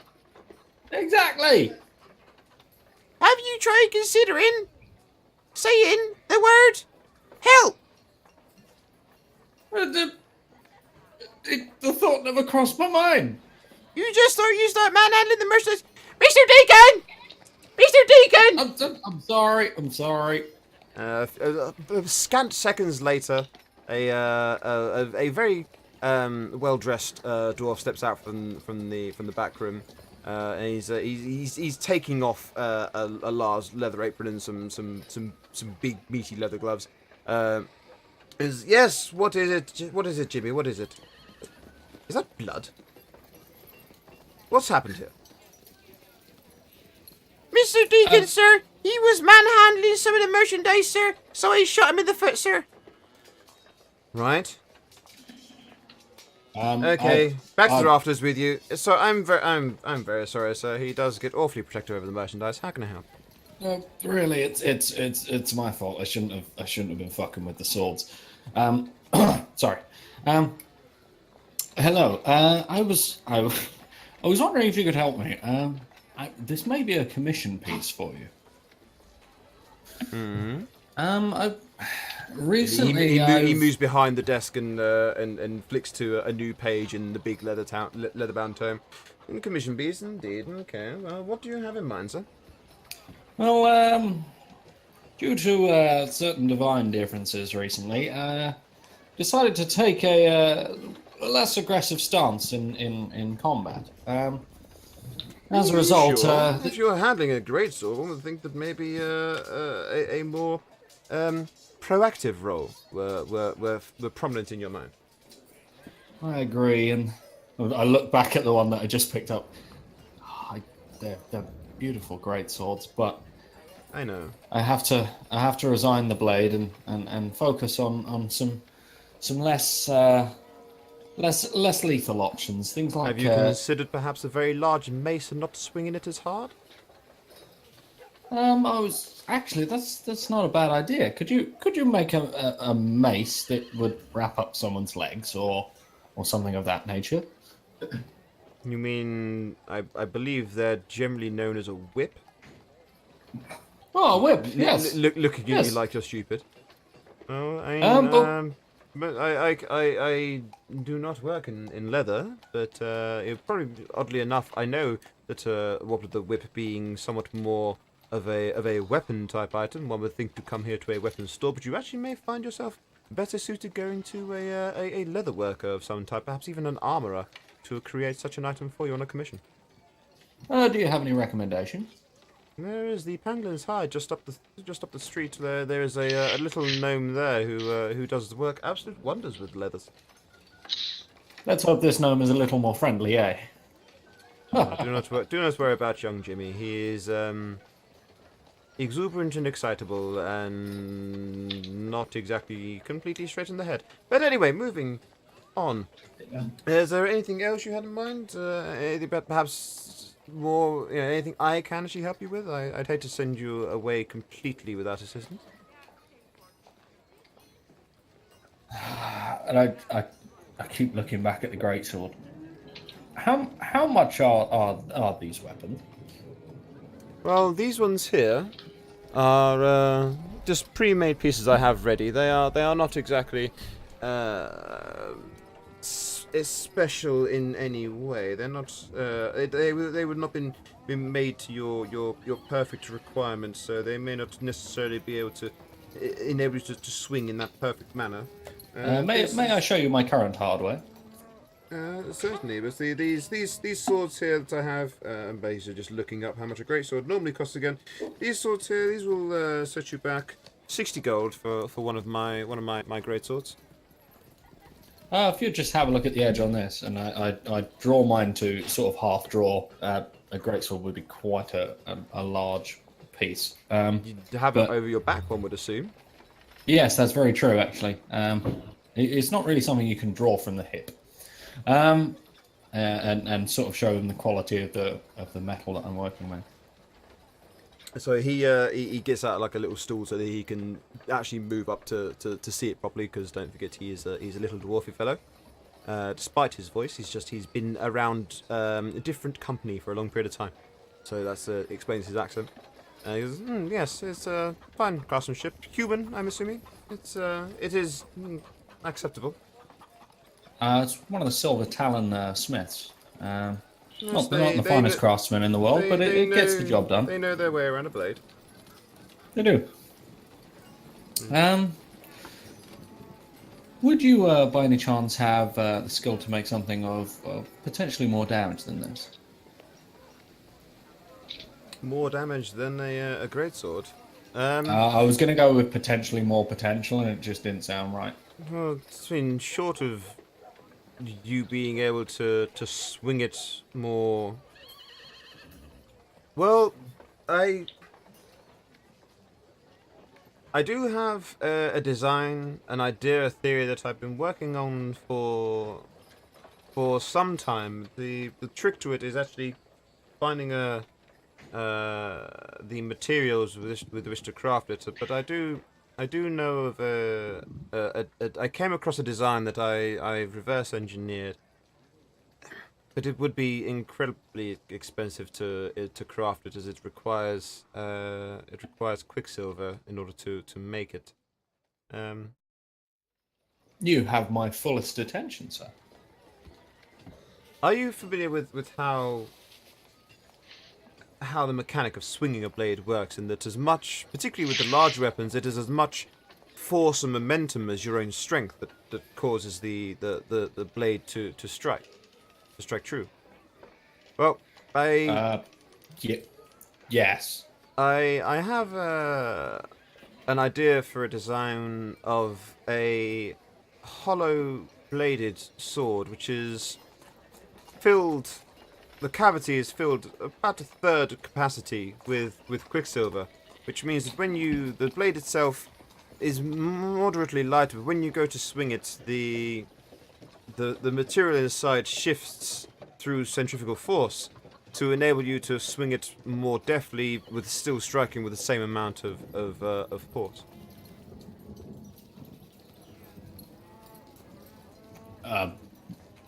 That sounds very technical.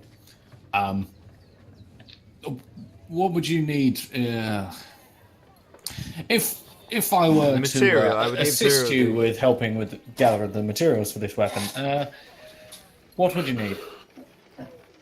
Well, the majority of the material I can source myself. The main thing that I would require is quicksilver, which is not that easy to come across.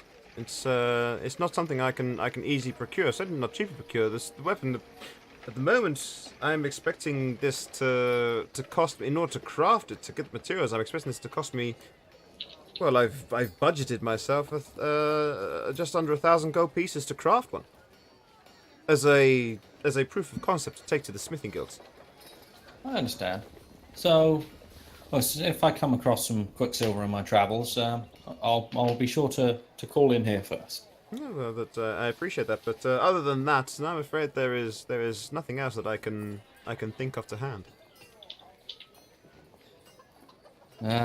You do stock some fantastic blades here, and I'll be rest assured I'll recommend your shop to friends. Well, thank you. Okay, I would like to leave and head up the road. Okie dokie. So you head up the road and you go into the Pangolin's Hide. There is the familiar sight of Hugh, the dwarf, working at the forge, battering some other random piece of metal into some shape or other that is obviously on its way to becoming a piece of plate mail. And the gnome who's often sitting what is essentially a high chair for him because he's a gnome, sitting at his workstation. He's actually got like his head down on his arms. He's just taking he seems to be taking a bit of a nap at the moment. Hello? Excuse me. He's just snoozing away, and Hugh actually hasn't even heard you over the banging of his hammer against the metal and the roar of the forge. Hello? He's in mid swing, and you manage to time it just right. He goes up. What do you want? I was wondering if you had a few moments of your time. Your friend here appears to be a little preoccupied. He looks over. He's like, oh, for God's sake. He pulls off one of his thick leather gloves and just wangs it across the shop. It smacks off the back of his gnome friend's head, who just immediately lifts his head up. His hands just fly instinctively to two random tools, which is like a leather awl for puncturing holes, and those hammers they use for when you are working leather to like tease the leather around. Yeah, those sorts of manners. He picks them up. But he's got them in the wrong order. And he's holding the back end of the thing and just bopping it into the side of the hammer. He's like, I'm working, boss. I'm working. Don't you work? That's not right. Hello, friend. I was wondering if you could help me. Possibly. What do you need? So Deacon up the road just sent me here. Yes, I was looking potentially for maybe a whip or some kind of bolo weaponry. I was wondering if you could help me. I don't have anything right now, but I've got some designs. I could probably throw something together for you. When do you need it by? Well, I believe we're heading off sort of mid-week, so next couple of days. Right. he pulls out his a book and starts flicking through it. Like, we just moved, check something. If Yeah, you're not I can- able to make anything in that time frame, we can have a ship to the guild. The guild. What guild? Yes, I'm with the Silver Talons. Oh, right, And okay, yeah, I no, show sorry, him my sorry. insignia. Right. Okay, yeah. Right. I can have that ready for you. Tuesday. Yeah, Tuesday works. Right. What would that be? Well, I can. I've got a design for a bullwhip. I can do that for you, no problem at all. I can bash one of those out of an evening. Well, I could do a. Yeah, I could put together a bolus for you. Yeah, that should be just basically essentially rocks, leather, and some strapping, essentially, but a little bit fancier than that, obviously. But yeah, I can. Yeah, I got some stuff I can do for you. Yeah, I've got some designs. I've got some designs already ready. And so the designs ready. The items aren't crafted, but I can make them. When you say designs, are you essentially half-assing this? Come on, you can assure tell you, me. I will be using my whole arse. You are my kind of person. You've got a deal, and I just like hold my hand out. Right.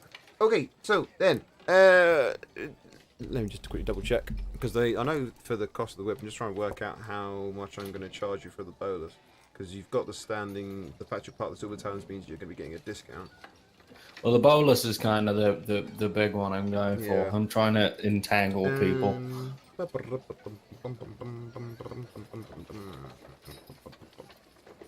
Well, see, obviously the whip is quite a simple thing. One of these, and that'll only cost you a couple of gold pieces for one of those. No problem at all there. The bonus, the material costs, the working and stuff. And there's got your discount there too as well. See, for you see, with the whip and the bolus together, all told 10 gold. That sounds fantastic. Thank you. Right. Okie dokie, and then he starts scribbling out the information he needs for their little like their commission records and stuff. Right. Okay. How are you paying? Am I okay to pay when I return, or would you like a down payment of some kind? If you can. Well, I won't be starting the work until it's paid. Would you take collateral? Yeah, I can do that. I think I can do that. Yeah, I can do that. I have a healing potion on my person, and that's worth 50 gold pieces going rate. Yeah, okay, certainly. Excellent. I'll come back with the payment on Tuesday. Right. Okay. Fantastic. Thank you very much. And I'll head back to the tavern and begin scrutinizing the job list as how I'm going to get that money. Okie dokes. Can you also quickly just give me a history check?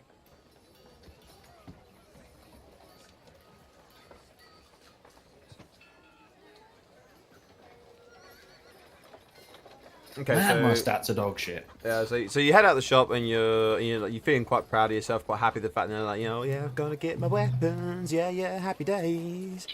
Heading back to the Blue Stallion, and you get about halfway there, and as you like your foot, your next step touches down, you suddenly remember we're travelling back to the Guildhall on tomorrow night. You're not going to be in the city on Tuesday. Fuck. Oh well. We'll come up with something. Okay, dokes. So you're heading. Are you heading back to the Blue Stallion, or is there anything else you're planning on doing? Realistically, I'm gonna try and inquire about the bandits on the roads job, just so that I might have some more information about it. Okay. Before So I the further approach the party information with it. on it, it basically says for more information to inquire at the northeast gate. Okay. Okay. I'd like to head to the northeast gate and see if we can find any more information about this. Okay. So have I described the northeast gate to you before? not Fairly, sure fairly, you have. fairly sure I have on this one. Basically, the idea is that it's a large gatehouse. So you know those types where like the barracks is actually built into the wall, and the gate is in the middle of that guardhouse. Ah, yes. No, I do Then remember this now. This is on the session I wasn't here. With the scaffolding to one side, which has been added in for it, and like there's like they go in through one of the windows to the upper office, and so they've built the scaffolding up so they can get a more clear view over all the carts as they come in and out. Oh yeah, we got some logical guards here. Yeah. Excellent. So yes, it still looks the way it did. I would like to walk up and say, I'm here on a civic duty task. Who would I speak to? So there are several guards around. Some of them in various stages of just goofing off. And one of them sort of like indicates with his head to if you look at the top of the scaffolding that there is there's someone up there. And if you look up there, you'll see the captain of the guard. You can tell it's captain of the guard because his armor looks a little bit different.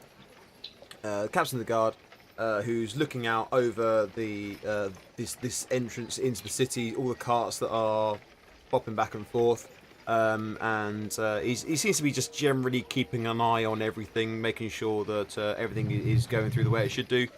You get the feeling that he knows that a lot of his guards aren't really doing that much. That aren't really working that hard, but there is enough guards that are doing the job properly that it's not an issue, and so he seems to be quite a relaxed person regarding their approach to work. Like someone he's been around, he knows the way this sort of stuff sort of happens.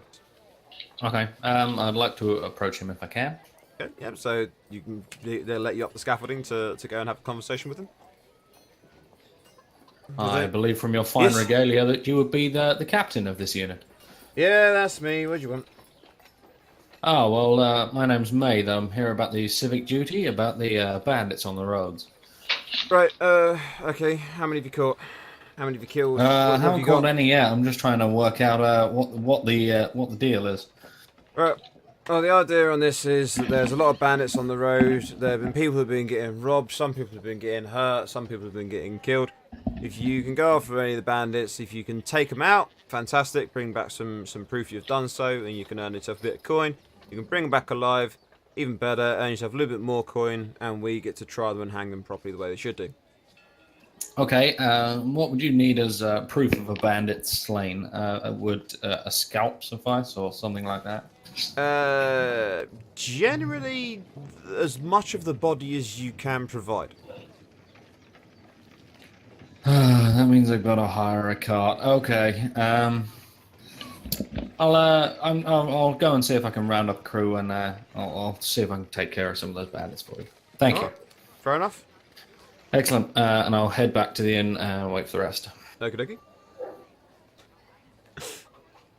So Jem, you're back now, yes? Yes. Okie dokie. Well, in that case, for the last of these 4 districts, let's rejoin Vivian and Vivian and Jacob. Okie dokie.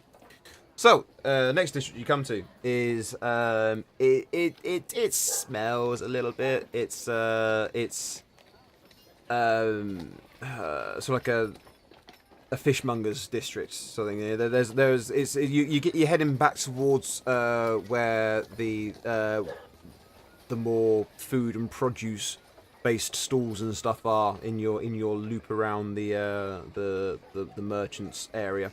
And this appears to be where a lot of the fishmongers have congregated together for the larger fish markets. You get the feel that there's people that come here. Most of the people that come here to do their buying, they're coming on early in the day. They're representing restaurants and other large places where they do bigger bulk orders, bigger bulk buys. So this seems to be the stuff that's left towards the end of the day. And is probably not as fresh as it could be. It's not a pleasant place to be right now. Okay. So you have a look around. There's it's so you know that like the stereotypical thing of in it comes up in movies and TV shows where they have those fish markets where you do get people go to them to just to buy one or two fish, but generally it's the big like sleds full of those white polystyrene boxes packed with ice and that. Imagine that, but medieval. If that helps to paint a picture for you. So there are some people that are about that are looking official-ish. Okay, so can I go up and talk to someone? Yes, you can certainly go up and approach them. They're still busy hawking their wares and just trying to sell off the last of the still semi-fresh fish. What would you like to say? I'd just like to ask them if they have money for the taxes. Okay. So the first couple of people that you talk to, they indicate for you to go deeper into this particular area. It's like, fair room.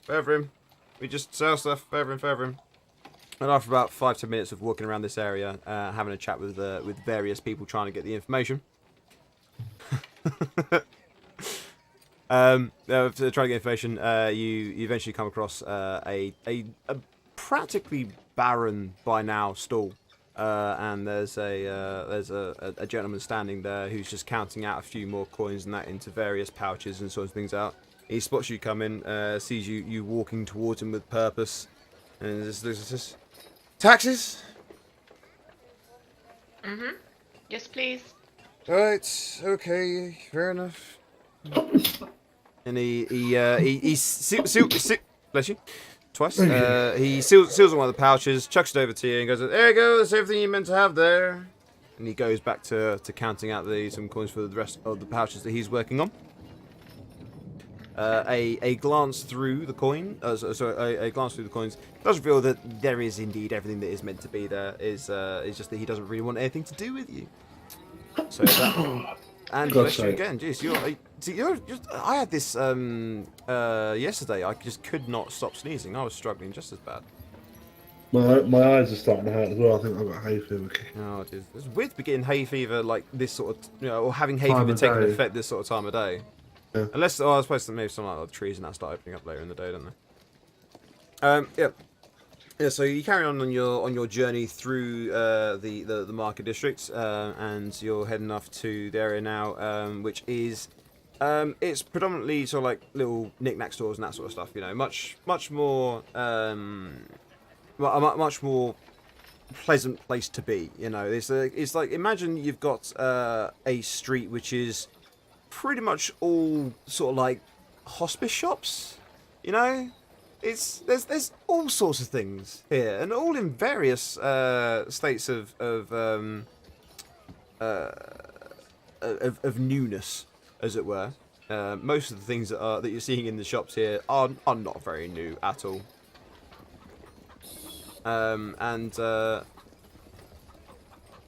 Sorry, just reading the chat again.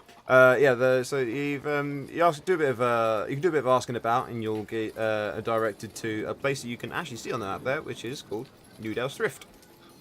And there is if you go to the shop, there is that familiar thing we've had now of the sound of a door knocking against a bell. So you can see a gentleman who's basically, he seems to be tidying up for the night. Okay. Did you want to take this one, Mike? Jacob? Yeah. Just sort of just got some say, excuse me, sorry, we're here to collect the taxes. Right. We don't really have any. We've It's not been a very good month. All the shops along here have really struggled, and basically everyone has got about as much as they needed to keep their shops running. No one's made enough to pay off any amounts or anything at all. Everyone's broke. Okay. Is there anything in like that we could use instead of just the money? Any items? No, valuable it's items?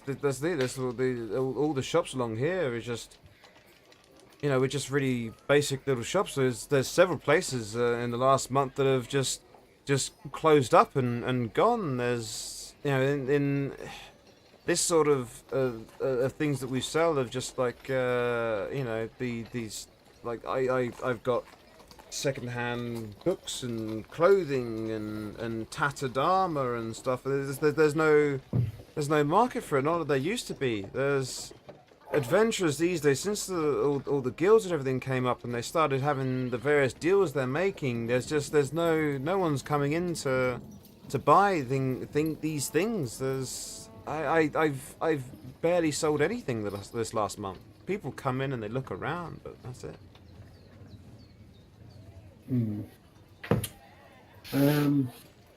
Well, is there a time in which how long do you think you would need before you would have the money? Otherwise, I honestly don't know. I'm probably about to have to close up shop myself.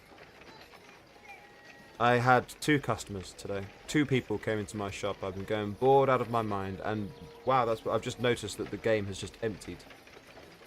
Is that Roll20 doing a weird thing? I think Roll20 is doing a weird. Connection to the server has been interrupted. This could become awkward for the stream. Oh god. I think Roll20 may be just having a bit of a moment, but it's fine. We'll carry on. I've only had 2 customers come in today, and neither of them bought anything. I've been going absolutely out of my mind with boredom. I think I'm about to just close up shop, and I don't even think I'll open tomorrow. I don't see the point. You can take that information back to your penny pinching boss. Just tell him that everyone's closing up shop. This entire area will be available for them to do whatever they want with. okay. He seems rather bitter. What do you think, Vivian? Is there any other way we can? There's not much we can do if they don't have the money. Nah. I don't think there is anything else we can really do if they're not making the money and they're having to close out. Yeah. We'll have to just inform them they're shutting up shop. If they start up again, then obviously they can take the tactics from them. Yeah. So if you do take some time to go around the other shops that are in the area, that's basically the message that's getting repeated all through the area. Is this particular area is just no one's buying from, because you know how a lot of time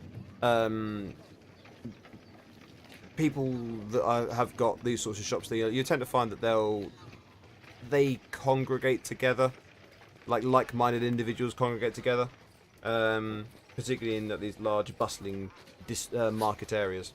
There's the same sort of story is repeated, that you got most of these shops. There are several different types of shops. So you get things like there's actual bookstores around as well.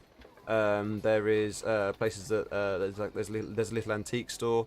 But there's all sorts of different little places, but all of them are repeating that same story, where they're not getting the trade that they used to. Okay, we'll have to just inform them that we'll let them know that they're not obviously taking in any business. Yeah. And as soon as they're able to, and if business picks up, they will have to pay their tax. Okay. Yeah. That's that area. And we got 2 districts left to go through. And so you go up to the next district, next region. Okay. Hey Seb, thanks for that luck, man. So as you go to the next district, this is an area where it's dominated by sort of like a basically like an arcade sort of area. You know, like you can go to those places where there's you can get like a market area where there's loads of market stalls sort of like sprawled out a little bit. This is Yeah. where they're much more focused. It's like you walk. Basically, it's like Camden Market almost. You know, where you've got that area and like the Queen's Market even. If you've ever been to Queen's Market in London, which is a fantastic place, you should definitely go there if you ever get a chance. It's awesome. Where it's much more condensed, much more packed. You got in the same sort of space where in a market square you would have maybe 10 or 12 stalls. In that same amount of space, you've got like nearly 20. You know, Right. everything's really tightly packed in against each other. And as you approach that area, if you mention that you're here for the taxes and that, you quickly get directed to one main stall which is near the front, which doesn't actually have anything out. It's not trading or anything at all. It seems to be sort of like more like an admin area sort of thing for all these different stalls that are working together. Right. And a quick chat with the person there does get you a quite heavy bag of coin handed over to you. Cool. Which is, Just match up with what we should have. Yeah, that does indeed match up with everything you should have. Good.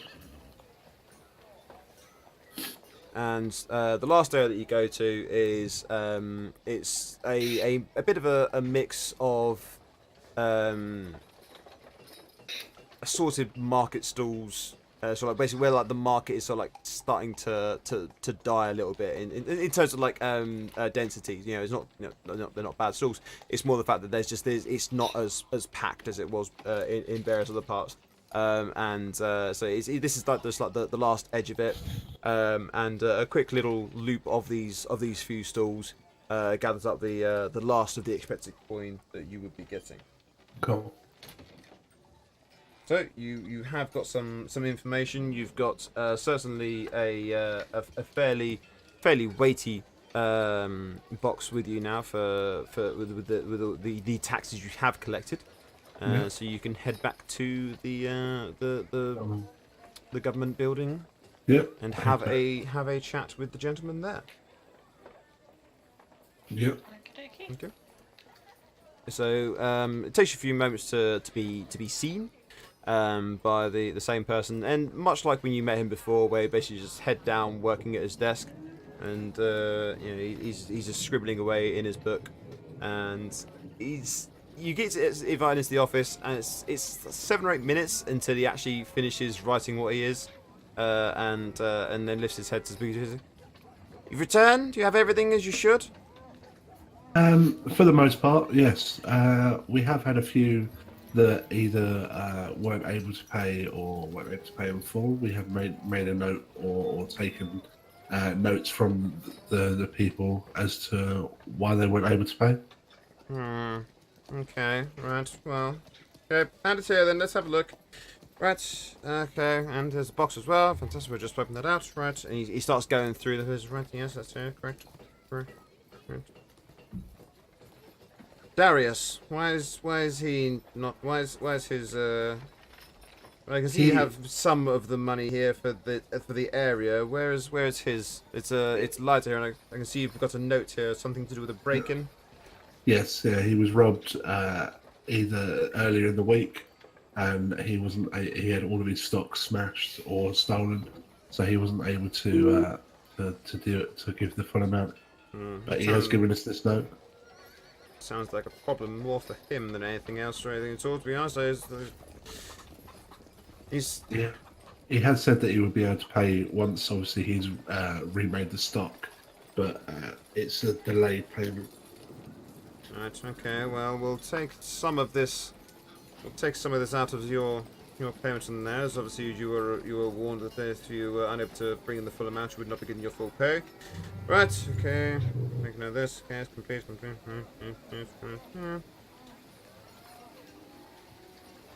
Where is the money from? Where is the money from the tulips? Would that be the brothel and the hotel? No, the hotel. I don't know anything about brothels. No, the hotel, the tulips. They gave us this note, as well as the check, basically stating that his exact words were, "Your superiors have caused damage to the hotel." So they would only be paying half of what they should be paying. Right, well that explains that bill that came to us the other day then. Right, okay, fair enough. Well, I'll take that up with him. I won't hold this one against you. I'll take it up with him, and if I must take the money back, I'll do it from him there. I suppose that does nothing I can really do there. Right, yes, okay. The general goods areas, there's no payment from any of them at all. No, they've basically all the stores along there are basically shut up shop.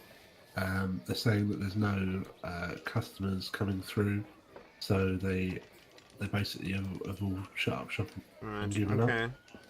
Well, I suppose the city planner will be happy about that. He's been had his eye on that place for a new park area. Okay.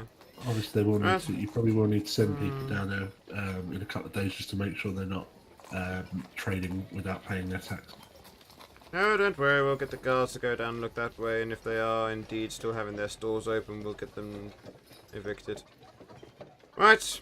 Okay, well, I suppose you've done all that we really could have asked of you. As I've said, I won't be able to give you your full pay, as there are some elements here that have not been done properly, as one would expect. No, I thought I saw something about the corner of my eye for a second there. Right,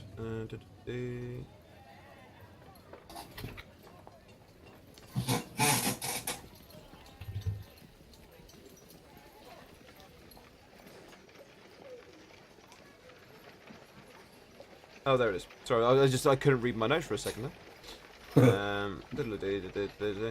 Right. Strange cliffs. Well, I can give you 20 gold each for your as a payment. Okay. Right. So if you want to just add into yourselves there 20 gold each, and I think he does give you back your full.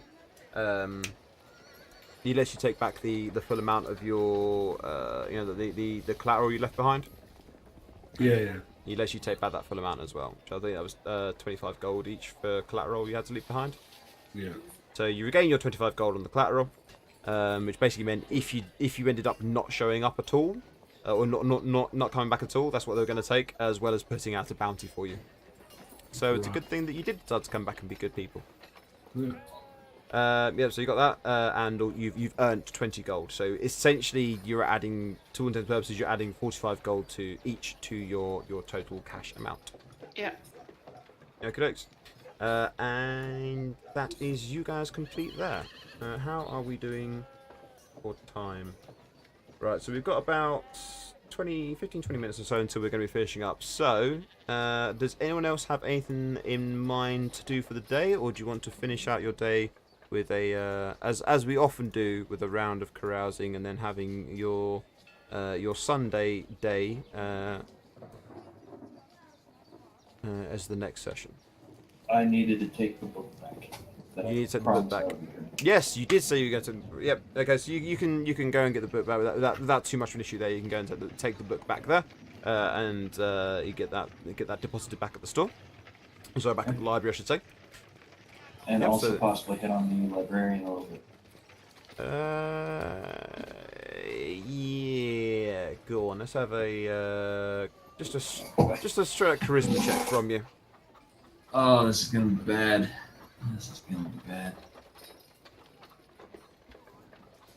Bear in mind, if it's a crit fail, you might be getting slapped I'm well aware of that.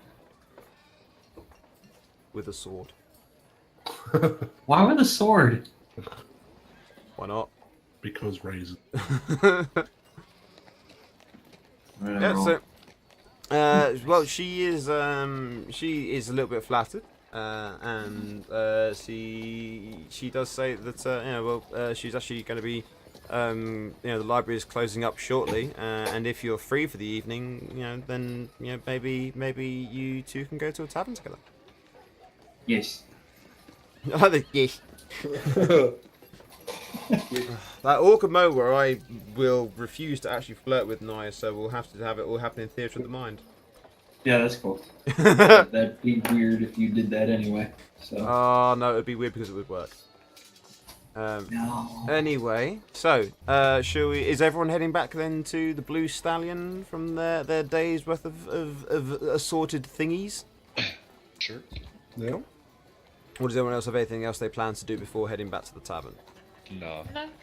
Okay. So, does everyone want to do some carousing?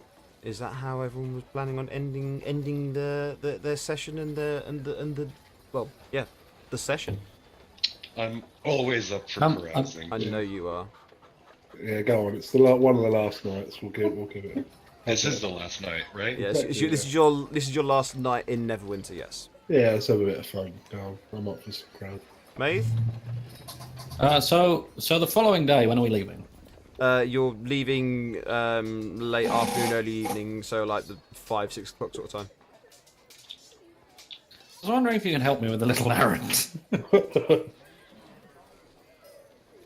Sure. Yep. So you're all I'm back trying at the to- Blue Stallion, and you're having a chat before deciding whether or not you're going to go out and get pissed or not. That is including Nye, because the librarian has agreed to meet you wherever.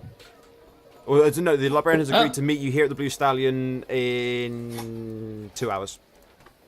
Alright. I wish to obtain some more weaponry, but due to some, misfortunes involving some wolves, I don't actually have any money left. So I was wondering if anyone would help me with a job. What is the job? It was on the jobs board. It's a civic duty quest. Some bandits on the main road. It's 25 gold apiece a head if we can bring some back alive. Okay. Wow. How much money do you need? I only need, I think it was 10 gold pieces, 20 gold pieces, something like that. 10 gold pieces was what he was going to charge you. Yeah. Here, just take 10 from me. Are you sure? Yeah, of course. We're all friends here.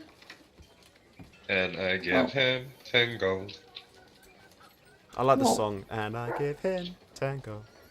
Don't even worry about it, babe. Thank you very much. Could I be a dick? Since when have you asked permission for that? Well, I recently had a change of perspective on things. I would wonder, could I have a few more gold, as I may need to get these items delivered. I said to the guy that we would be around midweek, and I realise now that I'm mistaken. Sure. How much more? Let's say another 5, and I'll give you the change when I figure out how much.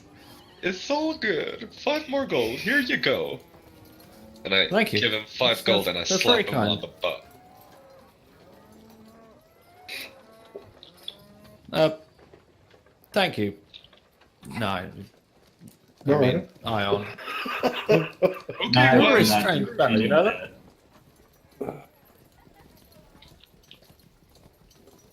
Okay. I'm happy because that pretty much settles me for the following day. hooray. Okie dokie. So, does everyone want to roll some D100s? Do they? Yeah. So I know that Ion's up for it, because Ion's always up for getting potentially a new girl on his arm. Jacob's up for it as well. What about Vivian? Does Vivian want to go out on the lash? No, she's not much for being a drinker. No. She's seen what happens to people. Yeah. Nye is planning on trying to get inside of a comely elf. Ooh. And Maeve, is Maeve going to go out to get pissed? No, Mather's gonna get a good 8 hours and go for a morning run. Oh, okay, right, okay, so, going out, on the lash, we've got Ion, we've got Jacob, and we've got 9 + 1. Come on, let's get smashed. It's our last night before we gotta go kill some more shit. Okay? Sounds good to We've me. been doing that the entire time now. I'm really not feeling it now. I felt just... Stop No. calling him Nye. Did you just call me Nye again? I read your note. My name is Screechy Man. Awkward. It's all good. I still love you. But now, I want alcohol in my body.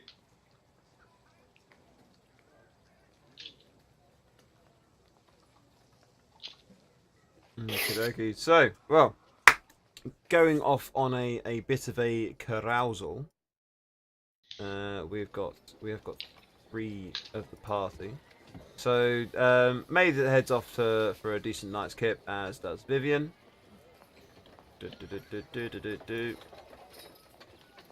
Right. Are you guys planning on all going off together, or is Nye planning on sneaking off with his company elf? I'm sneaking off. Sneaking off with the company elf? Jumping out the window. I don't care if I fall flat on my face.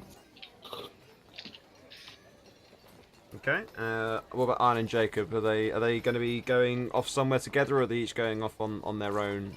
I'm sticking with Wizard Boy. You're sticking with Wizard Boy. And where are you planning on going drinking? Where do you want to go drinking? You know of a number of taverns in the city now. I've already drank here and at the Black Manatee. Let's try something new. Where do you think we should go? What are the other ones? So you know of the Old Octopus, which is somewhat of a student bar. It's a very quiet place. There's a lot of professors and that. It's near the mage college, mage academy. You've got the Black Manatee, which is on the waterfront. There is the Yellow Yawning, which is a halfling-owned establishment in the south of the city. It's not boisterous, but it does get a bit lively now and then. You've got the Rolling Jade, which is predominantly dwarven people that work in there. And you've got the Singing Halflings, where that is a relatively quiet place, usually, anyway. I suggest either the Halfling O establishment or the student place or whatever. The old octopus. You're gonna go drinking in the Old Octopus. Yeah. And what about 9? Where is 9 as +1 gonna go? Damn it, that's where I was gonna go. Son of a bitch. That's such a get. Well, I mean, you've met your date. I believe her name, memory serves, her name was Safine. You've met your date, and you are nipping off ahead of time. So if you want to be heading to the Old Octopus, essentially beating them there, and you can do that. I mean, they may end up still appearing there and spotting you. In fact, if they're going to go there, they are going to go there and appear and spot you.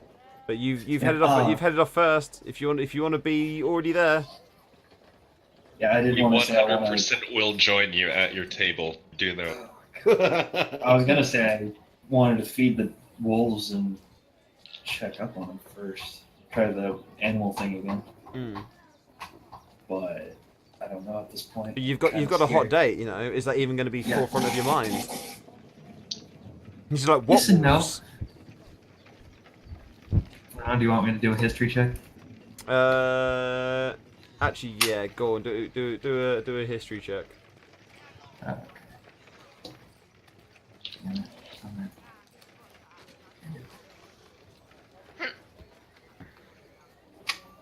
Yeah. What wolves? Yeah, what wolves? What wolf Exactly. puppies? Those fucking things are gonna hit me more. Yeah, I'm gonna run off to the. You're heading off.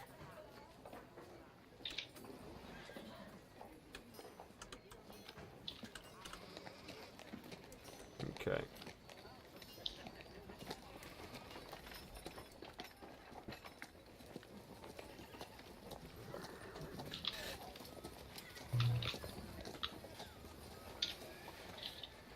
Oh.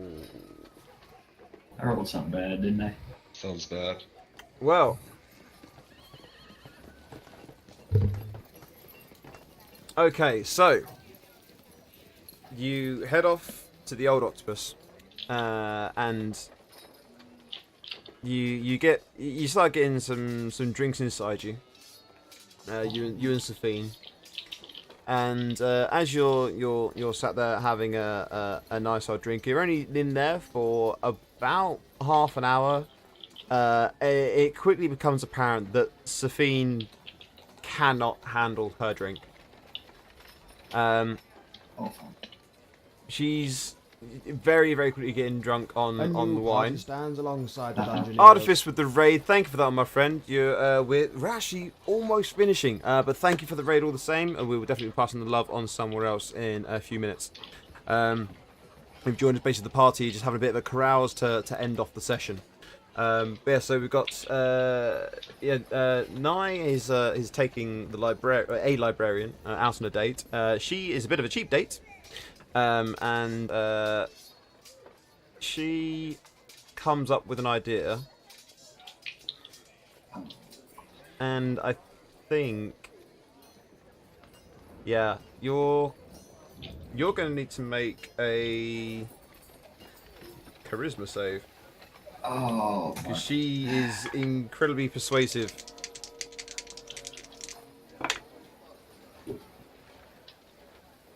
Ugh. This could be awkward.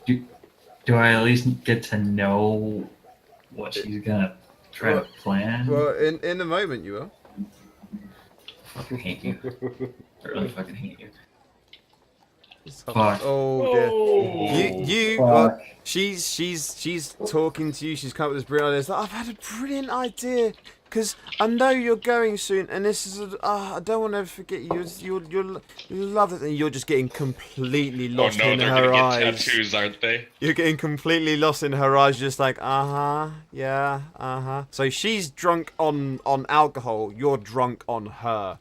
And she says, That actually sounds like me. So I know this place. It's down on the waterfront. It's amazing. We'll never ever forget each other. It will be fantastic. It will be brilliant.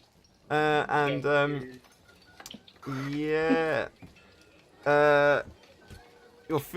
She's feeling adventurous, and you're feeling agreeable.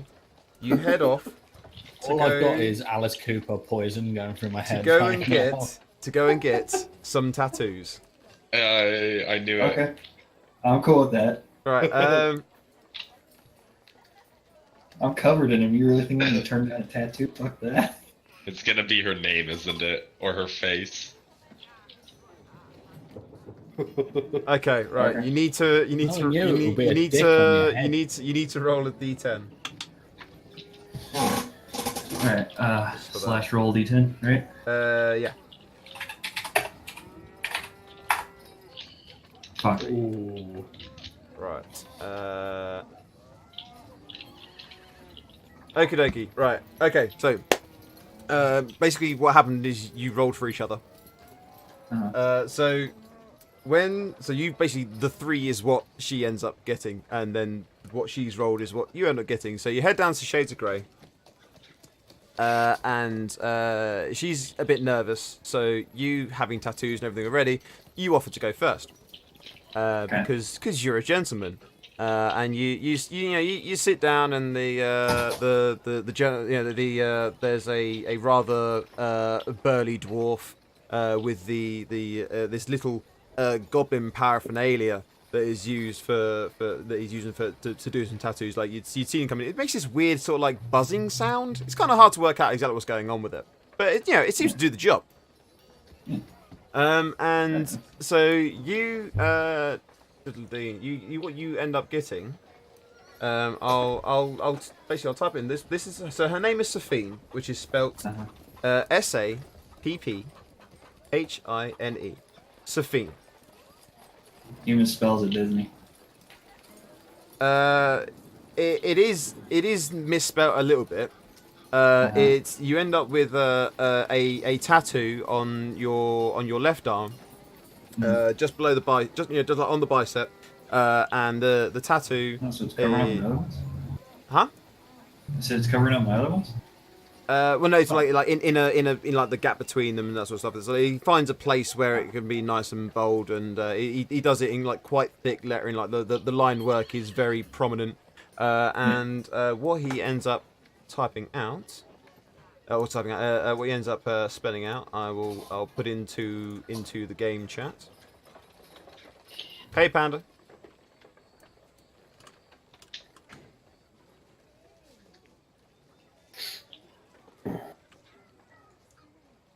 So he spells out this on your bicep. Now, during the 5-10 minutes it takes for him to do this, the cool night air and the sea smell has made the wonderful, lovely Safine sober up a little bit, and she has thought better of the whole thing, particularly after City standing there watching you sit through that tattoo going on there. Like, clearly you haven't been looking at what's been written on your arm, and she's just like her face is as like the S and the A, she was quite happy. Then the F came out, and then immediately followed by the Y, and her face is just like gone completely. It's like, you know, maybe this wasn't such a good idea. No, and she just turns and walks out of the place. Like, halfway through the Y, she just turns and walks out. I kind of figured as much. She's not happy, unfortunately. How much does it cost to get a tattoo? In that place? It was cost you 5 silver to get a tattoo here. Okay. If he goes, I'm guessing they have white ink, right? Say again? I said I'm guessing they have white ink as well, right? It's not very easily done, but they can do white, yeah. How much for them to do a cover-up job immediately afterwards? You got covered up immediately? Oh, that's not safe, man. No, that'll get. If I keep going over and over, that'll get infected. Come back next week. I'll go over it properly and we'll tidy it up for you. I'm not doing it straight away. No, I got a reputation. Oh my lord. Yeah. Well, the thing is I'm not going to be here next week. So, and aside from the fact that you misspelled the name, Safine, that's right there, written Safine. Yeah, you spelled it wrong. Well, did you spell it out for me, or did you just say it? Well, you didn't ask how it was spelled, now did you? What if it's spelled differently to how it would normally spell it? You've got to. You've got ink on you already. I thought you'd have known.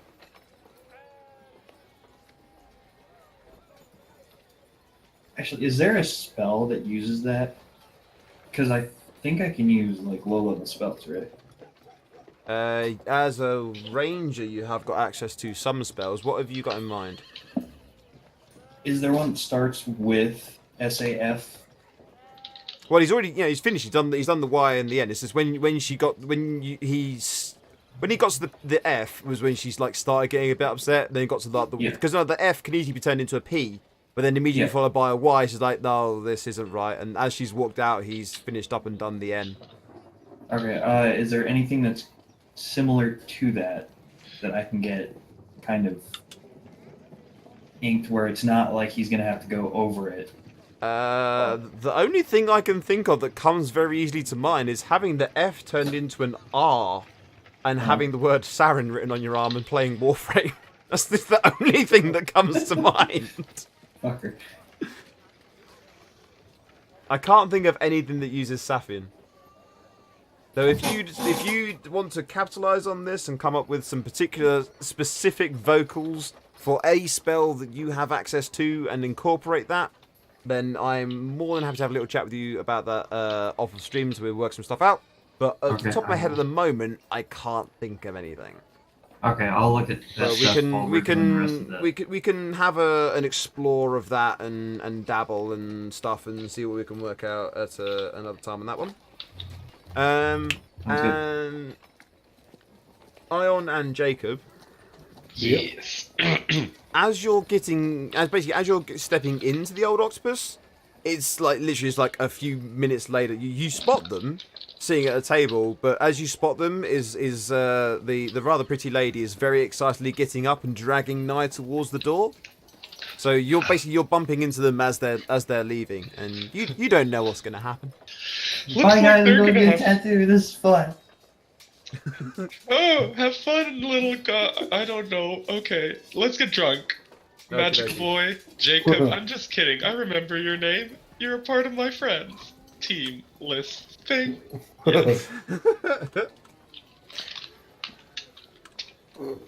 Right. So let's see.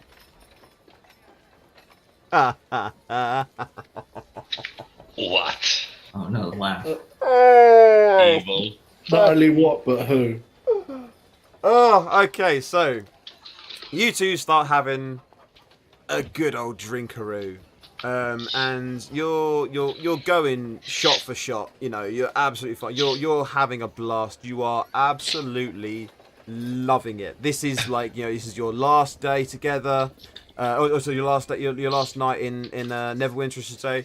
Before you have to head back off to go and do more guild stuff. Who knows when you're next going to have the opportunity to actually come back to the city or any city like this and really cut loose. So you are going at it hammer and tongs. You've got, Okay. you know, you plan to get bladdered. Just a Your, bit of your roleplay. mimosas are coming by the jug. Yes, and I'm like, Jacob, you know, I respect you. Fuck all of the others. You're my man, and I love you, my man. You're the best. Oh yeah. And the camera slowly, gently fades to black on this scene, and then it comes back to light the following morning. You got the gentle sounds of of a soft Sunday morning in the city, where you know you can still hear like porters toing and froing here at 6:30ish in the morning sort of time when God, who's it gonna be? When Jacob begins to stir, and he feels warm and Oh happy no. and cozy Oh, in God. his bed together with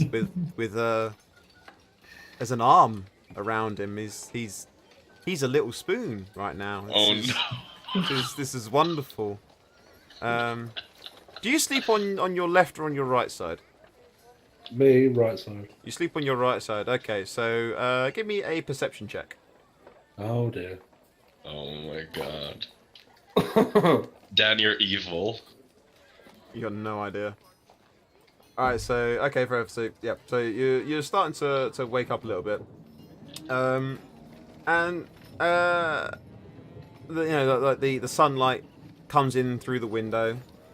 Ion, it's just as the sunlight comes in through the window, like the wind catches the curtains a little bit and like takes them apart just enough for the sunlight to come in at just that right sort of thing to have like a beam come through and splash across your face. Can I have a perception check from you as well, please? Where's my perception? So as you go to, you know, you go to raise your hand to block the light, and as you do, you like something sparkles peculiarly on your hand. Oh Oh fuck. my god. Wow. As both of you begin to wake fully, Jacob is a bit more unaware. He was a bit more heavily into his cups, a bit more hungover. But Ion has noticed that he's got a new ring, Oh dear. Pretty.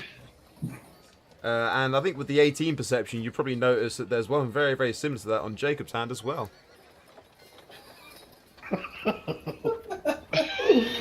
Did Ion and Jacob just start? Wow. Wow. Well, this is a ship I never thought would come true. Well, I mean, just for the sake of saying that I am What not just fucking carousing generally table are making you this using? up. Right, okay, Jesus there Christ. we go. That's literally that. I've just taken a screenshot, like a snap of it, and how it works. Okay, that is literally that is all I've had to work with. Okay, Wait, where did you post this? it's on the stream at the moment. Oh my god. Literally, Okay. all I get is Iron and Jacob wake up in the same bed, each wearing wedding rings. Okay. There might be a half orc somewhere with a ring. Good morning, hubby. That was The opening line is ah! I think we're gonna have And to. I did literally roll to decide who was going to be Big Spoon and Little Spoon as well. Naturally, I'm the big spoon. I'm big Oh, yeah. and masculine. Yeah. And he's got the horn. Yes. Well, I wasn't really expecting this, but okay. How? What's going, what? I have no. I think that is a fantastic place for us to end this one as well. So I'll just thank everyone for coming and joining us. We will be back again next weekend as well with a bit more D&D, and I have a funny feeling that I'm going to have players trying to murder me in my sleep at some point. But I thank everyone who's come to join us. And at this point, we're going to end the recording, so I'm going to put up on YouTube tomorrow morning. I'll get all the sessions loaded up on that bit. So tomorrow morning, we'll be having the whole weekend sessions uploaded onto YouTube. So we say bye-bye to the YouTube people. Bye-bye, YouTube people. Bye-bye. Bye-bye. Well, thank you very much for joining us.